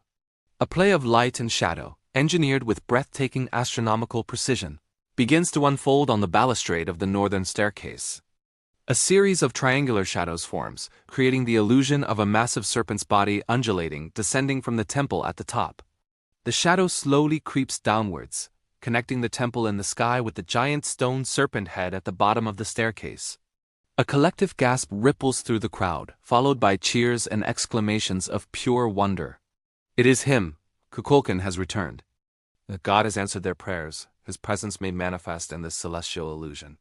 It is a confirmation that the cosmos is in order, that the gods are pleased, and that the cycle of life will continue. For the ancient Maya, this was not a trick of light. It was a divine visitation, a powerful affirmation of their worldview and their connection to the gods. The ceremony culminates in a festival of celebration. The tension of the ritual gives way to joy and relief. Music and dancing erupt in the plaza. Feasts are shared, celebrating the community's bond and the blessings they have received. The equinox ceremony at Chichén Itzá was more than just a religious event. It was the social, political, and spiritual glue that held their society together. It reaffirmed their place in the cosmos, renewed their faith, and ensured their survival for another cycle. And as the last rays of the sun disappear and stars begin to pepper the night sky, the shadow of the great serpent fades, returning to the heavens. But its message remains imprinted on the hearts of the people. The gods are watching. The cycle continues and life will be renewed. This incredible fusion of architecture, astronomy, and faith is a timeless testament to the genius and profound spirituality of the Maya civilization. Thank you for joining us on this journey back in time. If you found this glimpse into the ancient world as fascinating as I do, please like this video, subscribe to the channel, and hit the notification bell so you don't miss our next exploration. See you next time. Have you ever looked at the Great Pyramid of Giza and thought, it's just a giant tomb? Well, what if I told you it was something far more incredible? A colossal ancient clock, a solar calendar built with astonishing precision. Today, We're diving deep into how this marvel of engineering tracked the sun, the seasons, and time itself. Let's start with the basics: solstices and equinoxes. These are the 4 key points in Earth's journey around the sun. The ancient Egyptians were master astronomers, and they built this knowledge directly into the pyramid's design. The pyramid isn't randomly placed. Its 4 faces are almost perfectly aligned with the cardinal directions: north, south, east, and west. This alignment is the key to everything. On the summer solstice, the longest day of the year, something magical happens. If you were standing directly north of the pyramid and watching the sunset, you would see the sun appear to set exactly between the Great Pyramid and its neighbor, the Pyramid of Khafre. It's like a giant celestial gateway. Conversely, on the winter solstice, the shortest day of the year, the sun rises between these 2 same pyramids when viewed from a specific point. This isn't a coincidence. It's a deliberate astronomical alignment, a giant marker on the landscape to signal the turning of the seasons. Now, what about the equinoxes? These are the 2 days a year when day and night are of equal length. On the spring and autumn equinoxes, the Great Pyramid puts on another spectacular show. Because its faces are so precisely aligned, the pyramid does something unique with its shadow. For a brief moment on these days, the north and south sides of the pyramid are perfectly split between light and shadow. One half is brilliantly lit by the sun, while the other remains in darkness. Even more fascinating is a phenomenon observed by French architect Jean-Pierre Houdin. He noticed that at sunset on the equinoxes, the shadow cast by the Great Pyramid perfectly covers the Pyramid of Khafre. It's as if the pyramids are interacting with each other to mark this precise moment in the solar year. But the pyramid's timekeeping ability goes even deeper. Let's talk about something called the zenith sun passage. The Tropic of Cancer is the northernmost latitude where the sun can appear directly overhead at noon. This happens once a year, on the summer solstice. The ancient city of Syene, now Aswan, was located very close to the Tropic of Cancer. The famous astronomer Eratosthenes used this fact to calculate the circumference of the Earth over 2,000 years ago. Now, while Giza is not on the Tropic of Cancer, the builders of the pyramid were acutely aware of this solar event. The design of the pyramid incorporates this knowledge. The angle of the pyramid's slope is approximately 51.8 degrees. Some researchers have proposed that this specific angle is related to the sun's position. For instance, at noon on the equinoxes, the angle of the sun's rays at Giza creates specific shadow lengths that could have been used for precise measurements. The entire structure acts like a giant sundial or gnomon. By observing the length and position of the pyramid's shadow throughout the day and the year, the ancient Egyptians could have created a highly accurate calendar. They could track not just the solstices and equinoxes, but every single day of the year. So why was all this so important? It all comes down to survival and prosperity. Ancient Egyptian civilization was built around the Nile River and its annual flood. Their entire agricultural system depended on knowing when the flood would come, when to plant, and when to harvest. The Nile's inundation was the lifeblood of Egypt, bringing fertile silt to the farmlands. The Egyptians used a calendar based on the star Sirius, whose heliacal rising, its first appearance on the eastern horizon just before sunrise, coincided with the beginning of the Nile's flood. But the solar calendar, marked by the pyramid, provided a crucial cross-reference. The solstices and equinoxes are fixed points in the solar year. By tracking them with the pyramid, the Egyptians had a reliable system to manage their agricultural seasons. Imagine you're an ancient Egyptian farmer. The shadow of the pyramid tells you the winter solstice has passed. You know that spring is approaching, the time to prepare your fields. You watch the shadow shorten each day as the sun climbs higher. Then the equinox arrives, another clear sign. You continue to monitor the sun's path, guided by this monumental structure, until the summer solstice, which signals that the Nile's life-giving flood is imminent. This allowed them to plan their agricultural activities with incredible precision, ensuring a successful harvest and the stability of their entire society. The pyramid wasn't just a tomb for a pharaoh. It was a public utility, a national observatory, a sacred clock that connected the heavens to the earth. It integrated time, religion, and the practical needs of the people into one magnificent structure. The builders used their profound understanding of the cosmos to create a tool that would serve their civilization for generations. So the next time you see a picture of the Great Pyramid, remember that you're looking at more than just a pile of stones. You're looking at a sophisticated scientific instrument, a testament to the ingenuity of the ancient Egyptians. It has a calendar that has been marking the passage of time for over 4,500 years, its secrets slowly being revealed by the very light it was built to follow. It's a timeless reminder of how ancient people were not just observers of the sky, but active participants in the cosmic dance. Thanks for watching. If you found this journey into ancient astronomy fascinating, don't forget to like this video, subscribe to our channel, and hit that notification bell so you don't miss our next exploration. See you next time. Have you ever heard a stone pyramid sing? It sounds like something out of a fantasy novel, but deep in the heart of the Mayan world, at Chichén Itzá, the Great Pyramid of El Castillo holds an incredible acoustic secret. It's an ancient sound experiment that continues to baffle and amaze us to this day. We're not talking about a simple echo. We're talking about something far more magical. Stand at the base of the grand staircase, face the towering steps, and clap your hands once. The sound that returns isn't your clap. It's a sharp, descending chirp. For centuries, people described it, but it wasn't until modern acoustic analysis that the truth was revealed. The echo is an almost perfect match for the call of the resplendent quetzal bird. This isn't a coincidence. The quetzal was no ordinary bird to the Maya. It was sacred, a divine messenger, its vibrant green feathers more valuable than gold. It was a symbol of freedom, divinity, and the god Kukulkan, the feathered serpent, to whom this very pyramid is dedicated. So how did they do it? How did ancient engineers, without computers or modern physics, design a building that could mimic a sacred bird call? The secret lies in the staircase itself. The steps of El Castillo act as a sophisticated acoustic diffraction grating. When your clap, a short, sharp sound burst hits the stairs, the sound wave is broken up. Each step face reflects a portion of the sound back to you, but each reflection travels a slightly different distance. The riser, the vertical part of the step, is much shorter than the tread, the part you step on. This specific geometry causes the reflected sound waves to arrive back at your ears at slightly different times, creating a rapid succession of echoes. Our brains don't perceive these individual, tiny echoes. Instead, they blend them together into a single, continuous tone. Because the echoes from the higher, more distant steps take longer to return, the frequency of the sound we hear drops over time. This creates a chirp, a sound that starts at a higher pitch and quickly glides down to a lower one.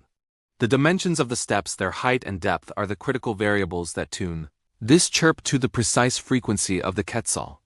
Think about the sheer brilliance of this.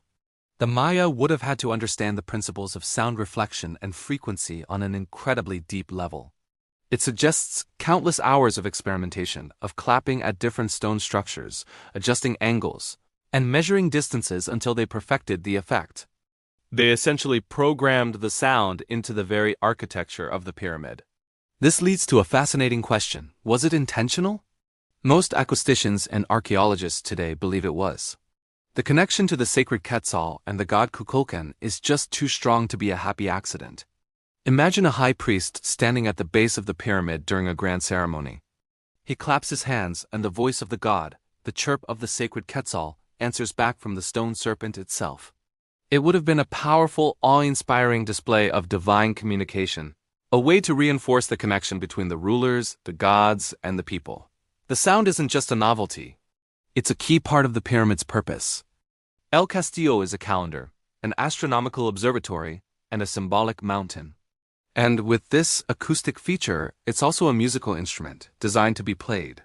The pyramid doesn't just represent Kukulkan, it channels his essence. The shadow serpent that descends the staircase during the equinoxes is a visual manifestation, and the quetzal echo is the auditory one. Researchers have even taken this further. Using audio software, they've analyzed the original clap and the resulting echo. The clap has a flat, wide frequency spectrum, like white noise. The echo, however, shows a clear filtering effect, with the pyramid steps emphasizing certain frequencies and dampening others, sculpting the sound into the quetzal's call. It's a natural audio filter built from limestone. What's even more mind-blowing is that this might not be the only acoustic trick at Chichén Itzá. Some researchers believe the Great Ball Court has its own peculiar sound effects, where a whisper from one end can be heard clearly hundreds of feet away at the other. The Maya were masters of their environment, and that included the invisible world of sound. So the next time you see a picture of a Great Pyramid, don't just think of it as a silent, static monument. Remember El Castillo. It's a structure that's alive with secrets. A building that sings a song encoded in its very stones for over 1,000 years. It's a testament to the genius of the Maya and a beautiful reminder that sometimes the most profound messages are not written, but heard.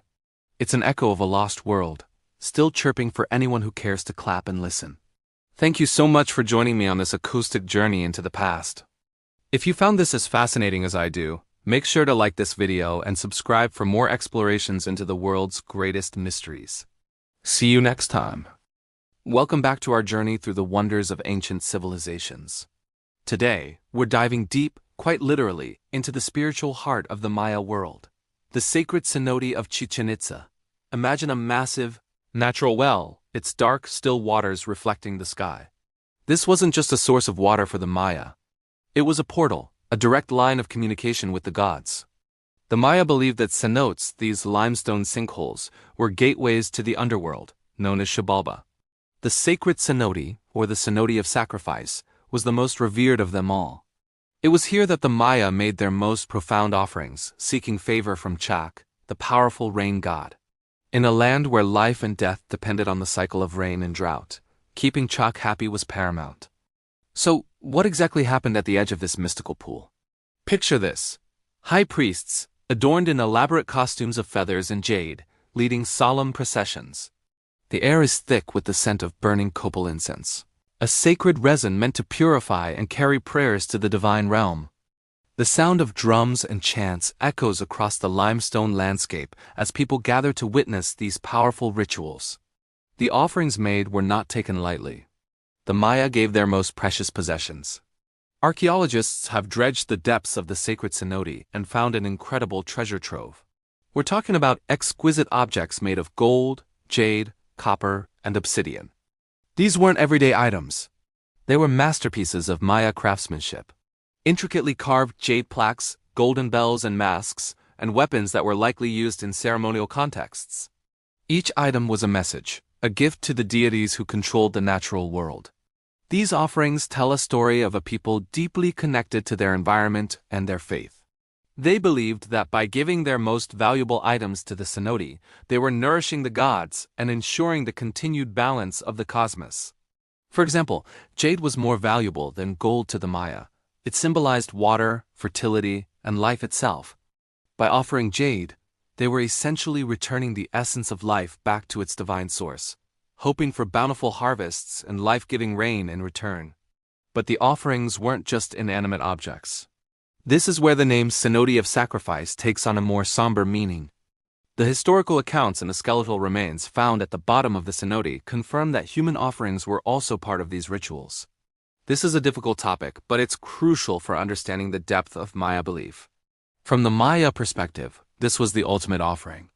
It was seen as a way to send a messenger directly to the gods.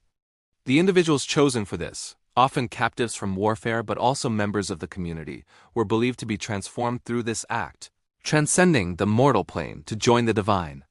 The skeletons discovered show individuals of all ages, from children to adults.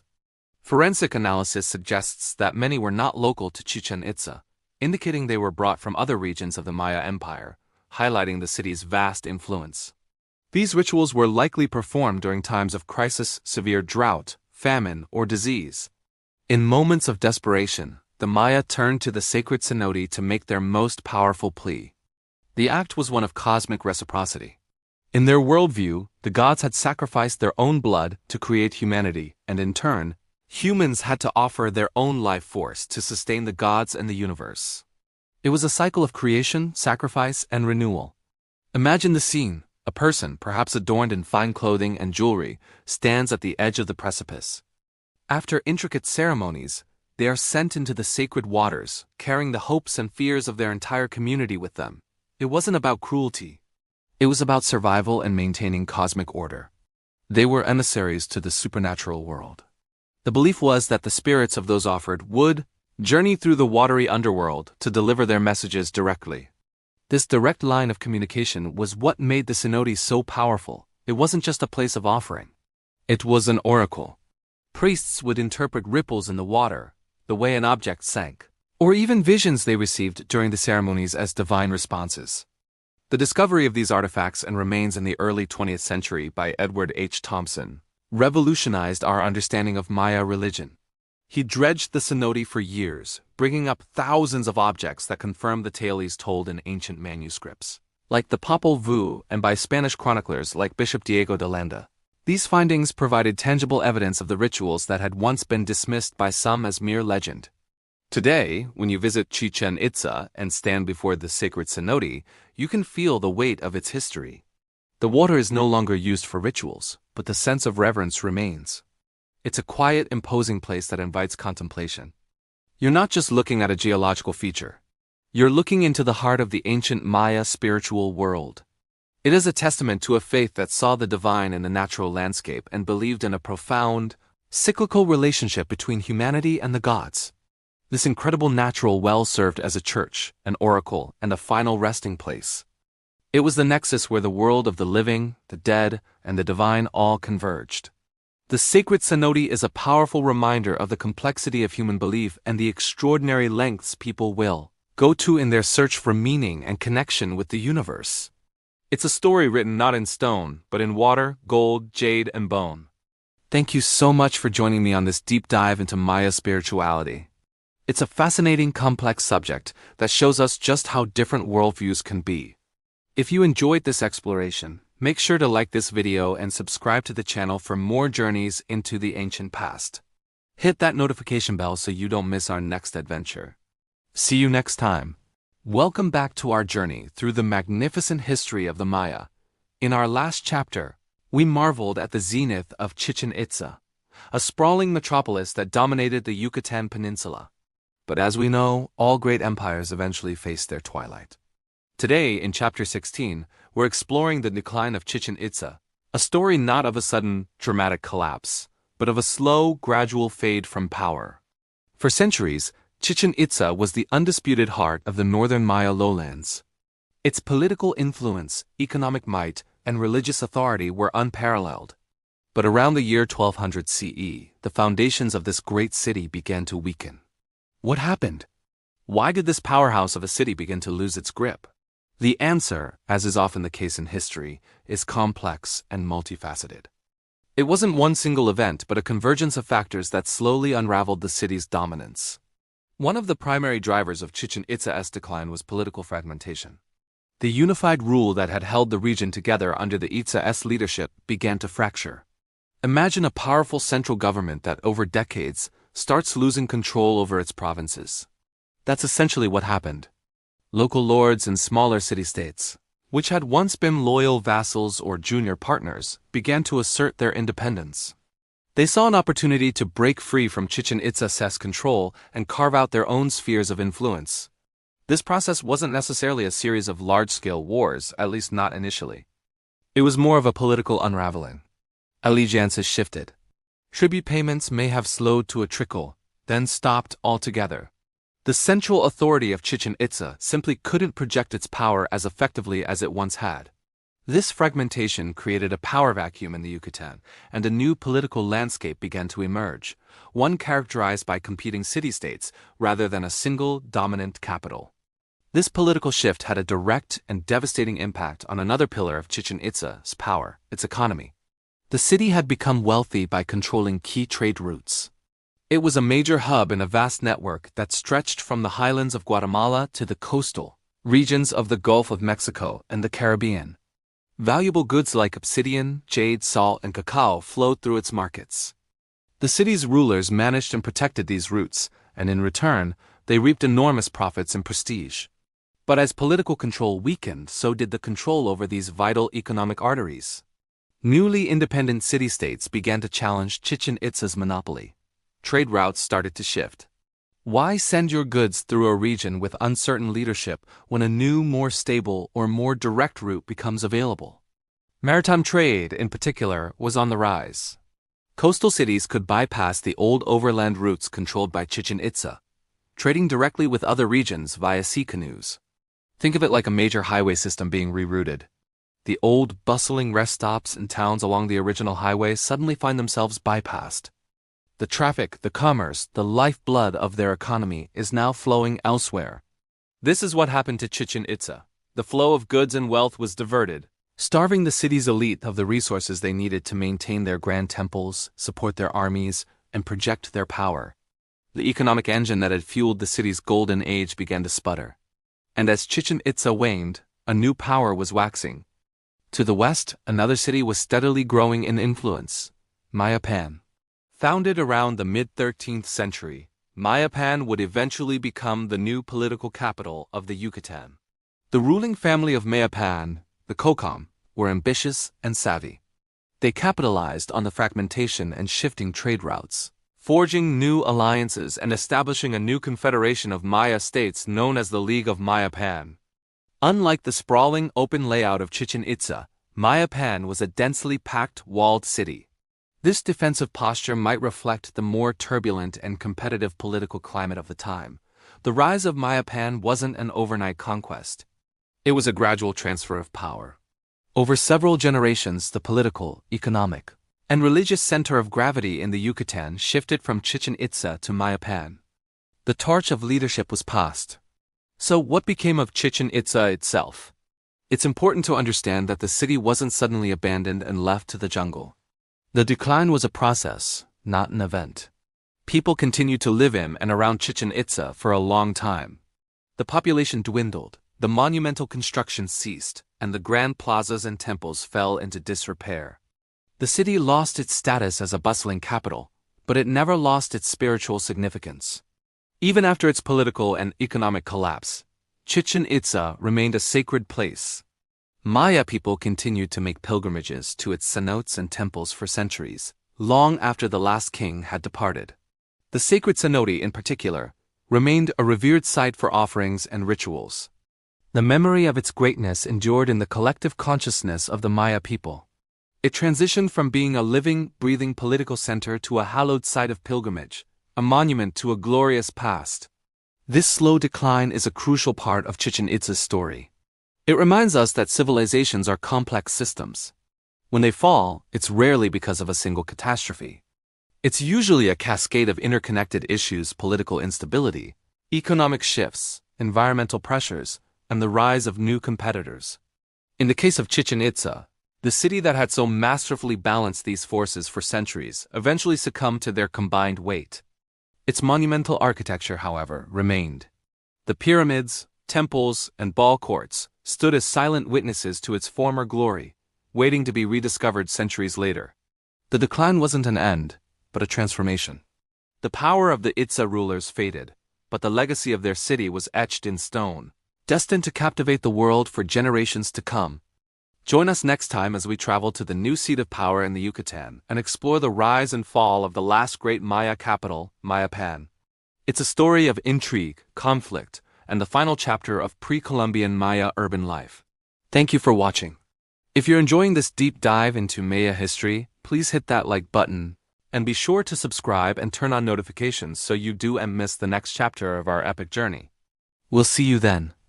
For centuries, it lay hidden, a city of ghosts veiled by the encroaching jungle and the mists of time. Local people knew of its existence, whispers of a lost kingdom passed down through generations. But to the outside world, it was merely a legend, a fantastic tale of a civilization that vanished without a trace. This is the story of its rediscovery, a tale of daring explorers, meticulous archaeologists, and the moment a forgotten world stepped back into the light. Our story begins in the early 19th century, an era of adventure and exploration. Imagine dense, uncharted jungle, a nearly impenetrable wall of green. It was into this unforgiving environment that the first Western explorers ventured, guided by local knowledge and rumors of monumental stone structures. These early pioneers weren't archaeologists in the modern sense. They were adventurers, diplomats, and naturalists, driven by a thirst for discovery. Their accounts were often a mix of awe, disbelief, and romantic exaggeration. They sketched towering pyramids draped in vines and intricate carvings peeking through thick foliage. Their journals, published back in Europe and America, were sensational. They painted a picture of a lost world, a jungle Atlantis, igniting the public's imagination and sparking a wave of interest. But these initial forays were brief. The harsh conditions, the stifling heat, torrential rains, and tropical diseases made long-term stays nearly impossible. They could only scratch the surface, offering tantalizing glimpses of the wonders that lay buried. The late 19th and early 20th centuries marked a pivotal shift from romantic exploration to scientific archaeology. The era of the adventurer gave way to the era of the scholar. Institutions like the Carnegie Institution and various universities began funding systematic expeditions. These weren't just treasure hunts, they were scientific missions. Archaeologists arrived armed with new tools and new methodologies. They brought cameras which provided a more objective record than a romanticized sketch. They began the painstaking process of mapping the site, meticulously documenting every structure, every monument, and every inscription they found. This was grueling work. Teams of laborers, often from local communities whose ancestors had built the city, were hired to clear away centuries of jungle overgrowth. It was a battle against nature. Trees with massive root systems had to be carefully removed from temple walls, and tons of earth and debris were cleared away, revealing plazas, causeways, and entire city blocks that hadn't seen the sun in a millennium. One of the most exciting frontiers was decipherment. The city was covered in a complex system of hieroglyphic writing, a puzzle that had baffled scholars for decades. Early explorers could only guess at its meaning. But now, with more examples being uncovered and through the collaborative efforts of linguists and epigraphers working across continents, breakthroughs began to happen. They started to recognize symbols for rulers, dates, and key historical events. Suddenly, the stones began to speak. The silent reliefs of kings and gods were given names and histories. We learned of royal dynasties, of epic battles, and of the intricate cosmic beliefs that shaped this civilization. Each newly translated glyph was like finding a key to a locked library, opening up a direct line of communication with the past. The city was no longer just a collection of impressive ruins. It was a historical archive, telling its own story in its own words. As the 20th century progressed, archaeological techniques became even more sophisticated. Stratigraphy, the study of layers of earth and debris, allowed archaeologists to create a timeline of construction and occupation. By carefully excavating layer by layer, they could understand how the city grew and changed over time, from its earliest foundations to its final days. The analysis of pottery shards, a seemingly mundane task, became a powerful tool. Different styles and types of ceramics helped date different areas of the site and even revealed ancient trade networks connecting the city to distant regions. The discovery of royal tombs was another game-changer. These burial chambers, often hidden deep within the pyramids, offered an unparalleled glimpse into the wealth and ritual life of the ruling elite. Inside, archaeologists found exquisite jade masks, intricate jewelry, and vessels filled with offerings for the afterlife. These finds weren't just beautiful objects. They were data points that helped us understand social hierarchy, religious practices, and the incredible artistry of the civilization's craftsmen. Each discovery fed a global fascination. Newsreels in cinemas and glossy photo spreads in magazines like National Geographic brought the wonders of the lost city into homes around the world. The site became a symbol of archaeological adventure, inspiring a generation of future scholars and travelers. It was no longer a remote, forgotten ruin. It was a testament to human ingenuity and a vital piece of our shared world heritage. The work of these 19th and 20th century pioneers laid the foundation for everything we know today. They transformed it from a myth into a tangible place, from a lost city into a living museum. Their dedication, battling the jungle and deciphering the secrets of the stones, allowed this incredible civilization to be rediscovered, not just once by explorers, but again and again by each of us who learns its story. The journey of discovery is far from over. New technologies like LiDAR, which can digitally remove the jungle canopy to reveal hidden structures, are showing us that the city was even larger and more complex than we ever imagined. Archaeologists continue to unearth new tombs, decipher more texts, and piece together the final chapters of the city's collapse. The story that began with a few intrepid adventurers hacking through the jungle continues today, a collaborative global effort to understand one of history's most fascinating civilizations. The rediscovery wasn't a single event but a long, ongoing process that continues to unfold. Thank you for joining us on this journey back in time. If you found this story as fascinating as we do, please hit that like button and subscribe to our channel for more deep dives into the world's greatest historical mysteries. Don't forget to ring the bell so you never miss an update. See you next time. Hello, everyone, and welcome back to our channel. Today, we read diving into one of the most mind-boggling feats of ancient engineering, the astronomical precision of the Great Pyramid of Giza. We've all seen the pictures. We've all marveled at their sheer size. But what if I told you there's a hidden layer of genius that modern science is only just beginning to fully appreciate? This isn't just about stacking big rocks. It's about aligning a mountain of stone with the heavens themselves. For centuries, people have speculated about the pyramid's purpose. Were they just tombs? Power plants? Landing pads for extraterrestrials?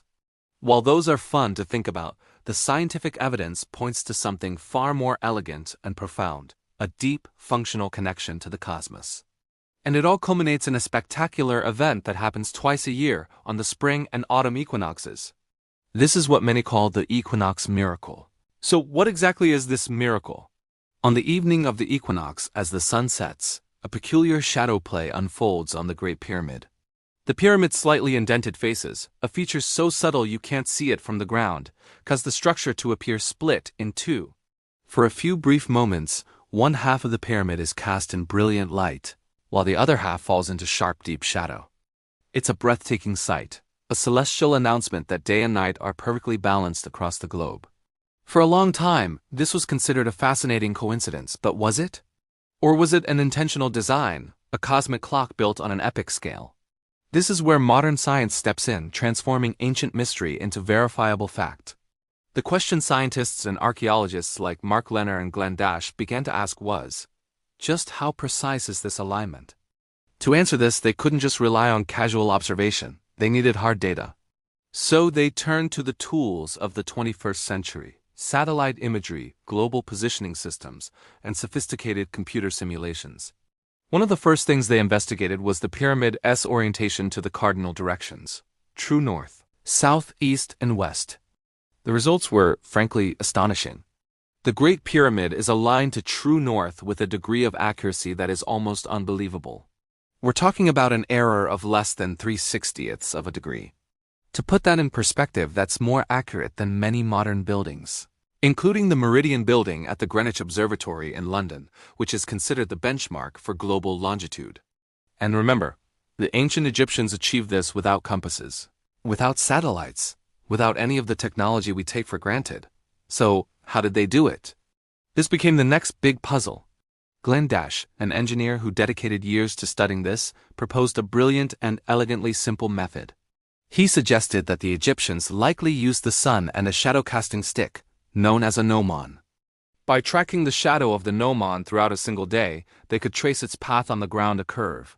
By finding the midpoint of that curve, they could pinpoint a perfect east-west line. Then, by drawing a perpendicular line from that, they could determine true north with incredible precision. Dash and his team tested this method, known as the Indian Circle method, under conditions that mimicked the Giza Plateau. Their experiments confirmed that this technique could easily produce the level of accuracy we see in the Great Pyramid. It didn't require lost technology or alien intervention. It required patience, meticulous observation, and a deep understanding of the sun's daily motion. This discovery was a game-changer, proving that the pyramid's alignment wasn't luck. It was the result of a deliberate and reproducible scientific process. But what about the equinox event itself? Computer simulations have been crucial here. By creating a precise digital model of the Great Pyramid, including its subtle, 8-sided shape, researchers could simulate the sun's path on any given day of the year. When they ran the simulation for the dates of the spring and autumn equinoxes, the result was a perfect match to the real-world phenomenon. The digital pyramid split into light and shadow exactly as the real one does. These simulations did more than just confirm what we see. They allowed scientists to test the sensitivity of the effect. What if the pyramid were aligned just 1 degree differently? The simulations showed the effect would vanish. What if the faces weren't indented? Again, the dramatic split of light and shadow wouldn't occur. This proves that the 8-sided design and the precise cardinal alignment are not separate features. They are two parts of a single integrated system designed specifically to create this equinox display. It was intentional. It was engineered. Further studies using laser scanning and photogrammetry have given us an unprecedented look at the pyramid's geometry.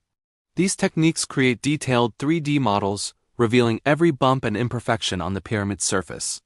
This data has confirmed the slight concavity of the faces, measuring it down to the centimeter. It's not an illusion or erosion. It's a deliberate architectural feature, executed with incredible skill across a massive structure.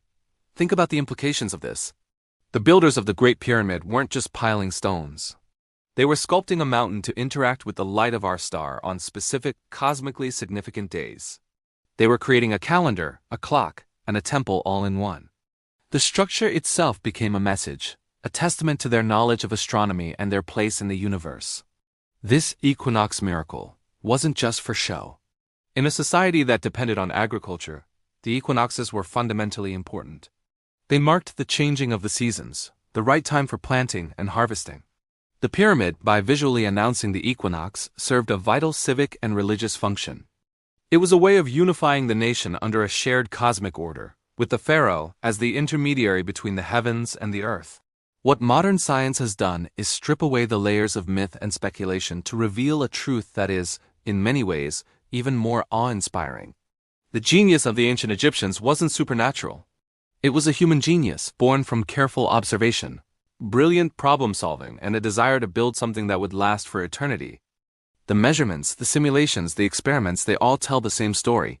The Great Pyramid is a masterpiece of ancient science and engineering, a structure so precisely tuned to the cosmos that it continues to perform its celestial function over 4,500 years later. It's a powerful reminder that with ingenuity and a deep connection to the natural world, humanity is capable of achieving the seemingly impossible. The miracle isn't magic. It's the incredible power of the human mind. Thanks so much for joining me on this deep dive into the science behind the pyramids. It's a topic that truly blows my mind every time I think about it. If you found this as fascinating as I do, please hit that like button. And don't forget to subscribe and turn on notifications so you won't miss our next chapter. We have so much more to explore together. Until next time, stay curious. Welcome back to our journey through the wonders of the Mayan world. Today, we're stepping into the present to witness an event that connects us directly to the ancient past, the equinox at Chichén Itzá. This isn't just a historical footnote. It's a living, breathing spectacle that draws thousands from every corner of the globe. Imagine this. The air in the Yucatán is thick with anticipation. The sun climbs high in the sky, beating down on the ancient stones of El Castillo, the great step pyramid. But the crowd isn't here for the heat. They're here for a shadow. As the spring or autumn equinox approaches, a wave of humanity descends upon this sacred site. Tour buses line the roads, and the grounds of Chichén Itzá transform from a quiet archaeological park into a bustling festival of culture and history. People from all walks of life, tourists, spiritual seekers, history buffs, and families gather around the pyramid's base. You'll hear a dozen languages spoken, see faces from every continent, all united by a single purpose: to witness the descent of Kukulkan. There's a palpable energy, a sense of shared excitement. Vendors sell colorful crafts, musicians play traditional tunes, and modern-day Mayan shamans perform ceremonies, their incense smoke mingling with the tropical air. This is more than just tourism. For many, it's a pilgrimage. It's a chance to connect with something ancient and profound. People set up cameras, find the perfect viewing spot, and wait. They've read about it, seen pictures, but nothing prepares them for the real thing. It's a testament to the enduring power of Mayan ingenuity that this celestial event, engineered centuries ago, continues to captivate the modern world. Then, as the afternoon sun begins its descent, a hush falls over the crowd. All eyes turn to the northern staircase of El Castillo. The moment is approaching. Slowly, subtly at first, a sliver of shadow appears at the top of the balustrade. This is what everyone has been waiting for. It's the beginning of a celestial dance that has been performed for over 1,000 years. As the sun continues to move, the shadow lengthens. It forms a series of 7 triangles of light, perfectly aligned along the edge of the staircase. The crowd murmurs, people point, and you can feel the collective awe building. This isn't a random pattern. This is a deliberate, brilliant feat of architectural and astronomical alignment. The ancient Maya designed this pyramid not just as a temple, but as a giant stone calendar to mark the changing of the seasons. The triangles of light connect, creating a long, undulating pattern. It looks exactly like the body of a serpent, slithering down the side of the pyramid. With each passing minute, the illusion becomes more complete, more mesmerizing. The serpent's body seems to move, to ripple with life, as it makes its way down from the heavens to join the massive stone serpent head at the base of the staircase. For a few precious moments, the illusion is perfect. The body of light connects seamlessly with the stone head, and Kukulkan, the feathered serpent god, is reborn. The crowd erupts. Cheers, applause, and camera flashes fill the air. It's a moment of pure magic, a bridge across time where ancient belief and modern wonder meet. You're not just watching a shadow on a wall. You're witnessing the culmination of centuries of knowledge, a message from the past that still resonates today. This event has transformed Chichén Itzá from a historical site into a global cultural icon. It's a powerful symbol of human ingenuity and our timeless connection to the cosmos. The serpent shadow is featured in documentaries, travel shows, and countless social media posts, carrying the legacy of the Maya to a worldwide audience. It's a reminder that these ancient structures are not just ruins. They are active participants in the celestial cycles, just as they were intended to be. The experience of being there is profound. It's a communal event where thousands of strangers share a moment of wonder. For some, it's a deeply spiritual experience. A chance to feel the energy of this sacred place and connect with the rhythms of the earth and sun. For others, it's a breathtaking display of science and art, a puzzle box of stone and light built by masters. The Equinox gathering highlights the site's role as a UNESCO World Heritage Site and one of the new 7 wonders of the world. It brings crucial tourism revenue that helps fund the preservation and continued study of Chichén Itzá and other Mayan sites. This influx of visitors ensures that the legacy of the Maya is not only remembered but celebrated and protected for future generations. But it also presents challenges. Managing crowds of this size requires careful planning to protect the delicate structures from wear and tear. Conservationists and site managers work tirelessly to balance a welcoming atmosphere with the need for preservation. Visitors are no longer allowed to climb the pyramid, a necessary measure to safeguard this irreplaceable monument for the future. So as the sun sets and the shadow of Kukulkan fades, the crowd slowly disperses, but the feeling of wonder remains. Each person takes with them a personal memory of this incredible spectacle. They've not just seen a pyramid. They've seen it come to life. They've participated in a tradition that spans a millennium. The equinox at Chichén Itzá is a powerful reminder that some things are timeless. The sun, the stars, and our human fascination with them are constants in a changing world. The Maya understood this, and they left us a magnificent gift, a clockwork pyramid that continues to gather us together, twice a year to look up at the sky and marvel. It's a beautiful fusion of past and present, a living monument that continues to tell its story. The gathering of thousands is not just an audience. It's part of the performance, a modern chapter in the long and fascinating history of Chichén Itzá. Thank you for watching, and I hope you will all join us next time as we continue to explore the mysteries of the past. Don't forget to like, subscribe, and share this journey with others. We stand at the precipice of time, looking back across the centuries. Here, where the sun casts its final golden rays, we're not just observing a ruin. We're connecting with a legacy etched in stone and starlight. This is the closing of our journey, but in many ways, it's just the beginning of our understanding. Imagine this space, not silent and empty, but alive with the hum of a civilization at its peak. The air is thick with the scent of copal incense, the murmur of 1,000 voices, the rhythmic beat of drums echoing from a distant plaza. The stones beneath our feet have felt the tread of kings, priests, artisans, and farmers, all moving in concert with the celestial clockwork they so deeply revered. The Maya didn't just build cities, they sculpted time itself. Each temple, each stela, each carefully aligned causeway was a testament to their obsession with the cosmos. They were astronomers of the highest order, their eyes fixed on the heavens, charting the courses of the sun, the moon, and the distant planets. For them, the sky was not just a canopy of stars. It was a sacred text, a divine map that dictated every aspect of their lives, from the planting of maize to the crowning of a king. Think of El Castillo at Chichén Itzá. We've spoken of its architectural genius, its perfect calendar of stone. But now, let's feel it. Picture yourself here, centuries ago, shoulder to shoulder with thousands of others. The sun begins its descent on the equinox. A hush falls over the crowd. And then it begins. A ripple of light and shadow, a slithering, silent form, emerges from the heavens and crawls down the northern staircase. It's Kukulkan, the feathered serpent, returning to the earth. This wasn't just an astronomical event. It was a profound spiritual experience, a moment of cosmic union. The universe was speaking, and the Maya were listening. For that brief, magical moment, the celestial and the terrestrial were one. The gods were not distant and abstract.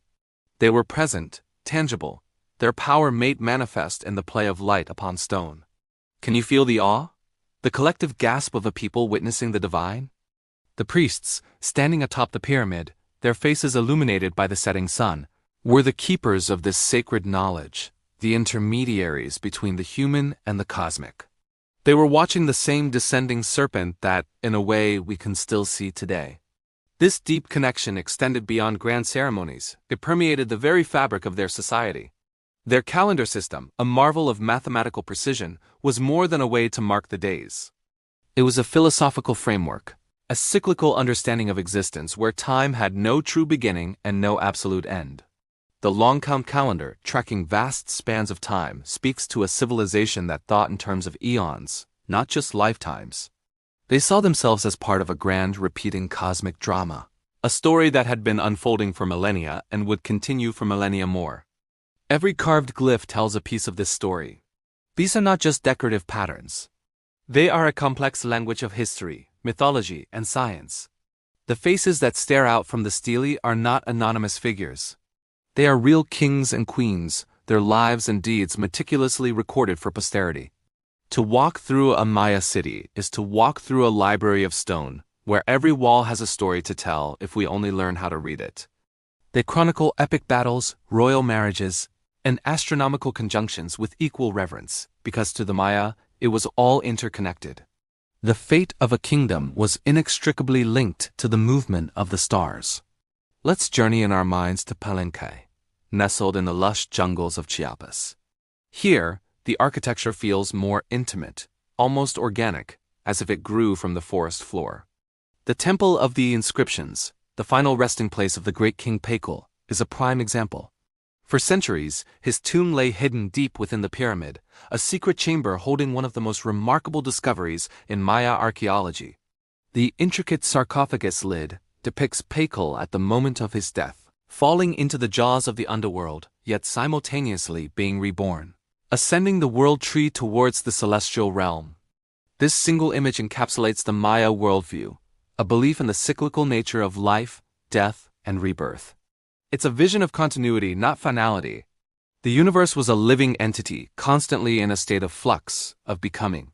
This philosophy is reflected in their art, their writing, and the very layout of their cities, which were often designed as microcosms of the cosmos, with pyramids representing sacred mountains and plazas representing the primordial sea. And what of the people themselves? Beyond the kings and priests, there were the countless individuals who brought these visions to life. The skilled stonemasons who carved the intricate reliefs with nothing more than stone tools. The potters who shaped clay into vessels that were both utilitarian and works of art. The farmers who developed sophisticated agricultural techniques to sustain vast populations in a challenging environment. The traders who traversed long and perilous routes, connecting the Maya world through a network of commerce and cultural exchange. Their legacy is not one of collapse, but of resilience. The great classical cities were eventually abandoned, their populations dispersing into the landscape. But the Maya people did not vanish. They adapted. They endured. Today, millions of their descendants continue to live in Mexico and Central America, speaking their ancestral languages, practicing ancient traditions, and maintaining a vibrant cultural identity. They are the living embodiment of that timeless Maya spirit. As we conclude our exploration, let the silence of this place speak to you. Listen to the whisper of the wind through the crumbling walls. Watch the way the light changes, painting the temples in hues of orange, pink, and purple as the day ends. This is the same light that illuminated the world of the Maya, the same stars that they charted, with such precision still wheel across the night sky above. We came here seeking to understand a lost civilization, but perhaps what we found is a different way of seeing the world. A world where time is not a straight line but a circle. A world where the earth and the sky are in constant dialogue. A world where human ingenuity and spiritual devotion can create something truly timeless. The Maya legacy is a reminder that we are all part of a much larger story, a cosmic tapestry woven from threads of light, stone, and time. It invites us to look up at the sky with a little more wonder, to think about our own place in the grand cyclical rhythm of the universe. Their world may be gone, but their wisdom, carved into the heart of the jungle, endures. Thank you for joining me on this incredible journey through the world of the Maya. Their story is a powerful testament to the human spirit. If you've been inspired by this exploration, please consider subscribing for more journeys into the past. Until next time, keep exploring.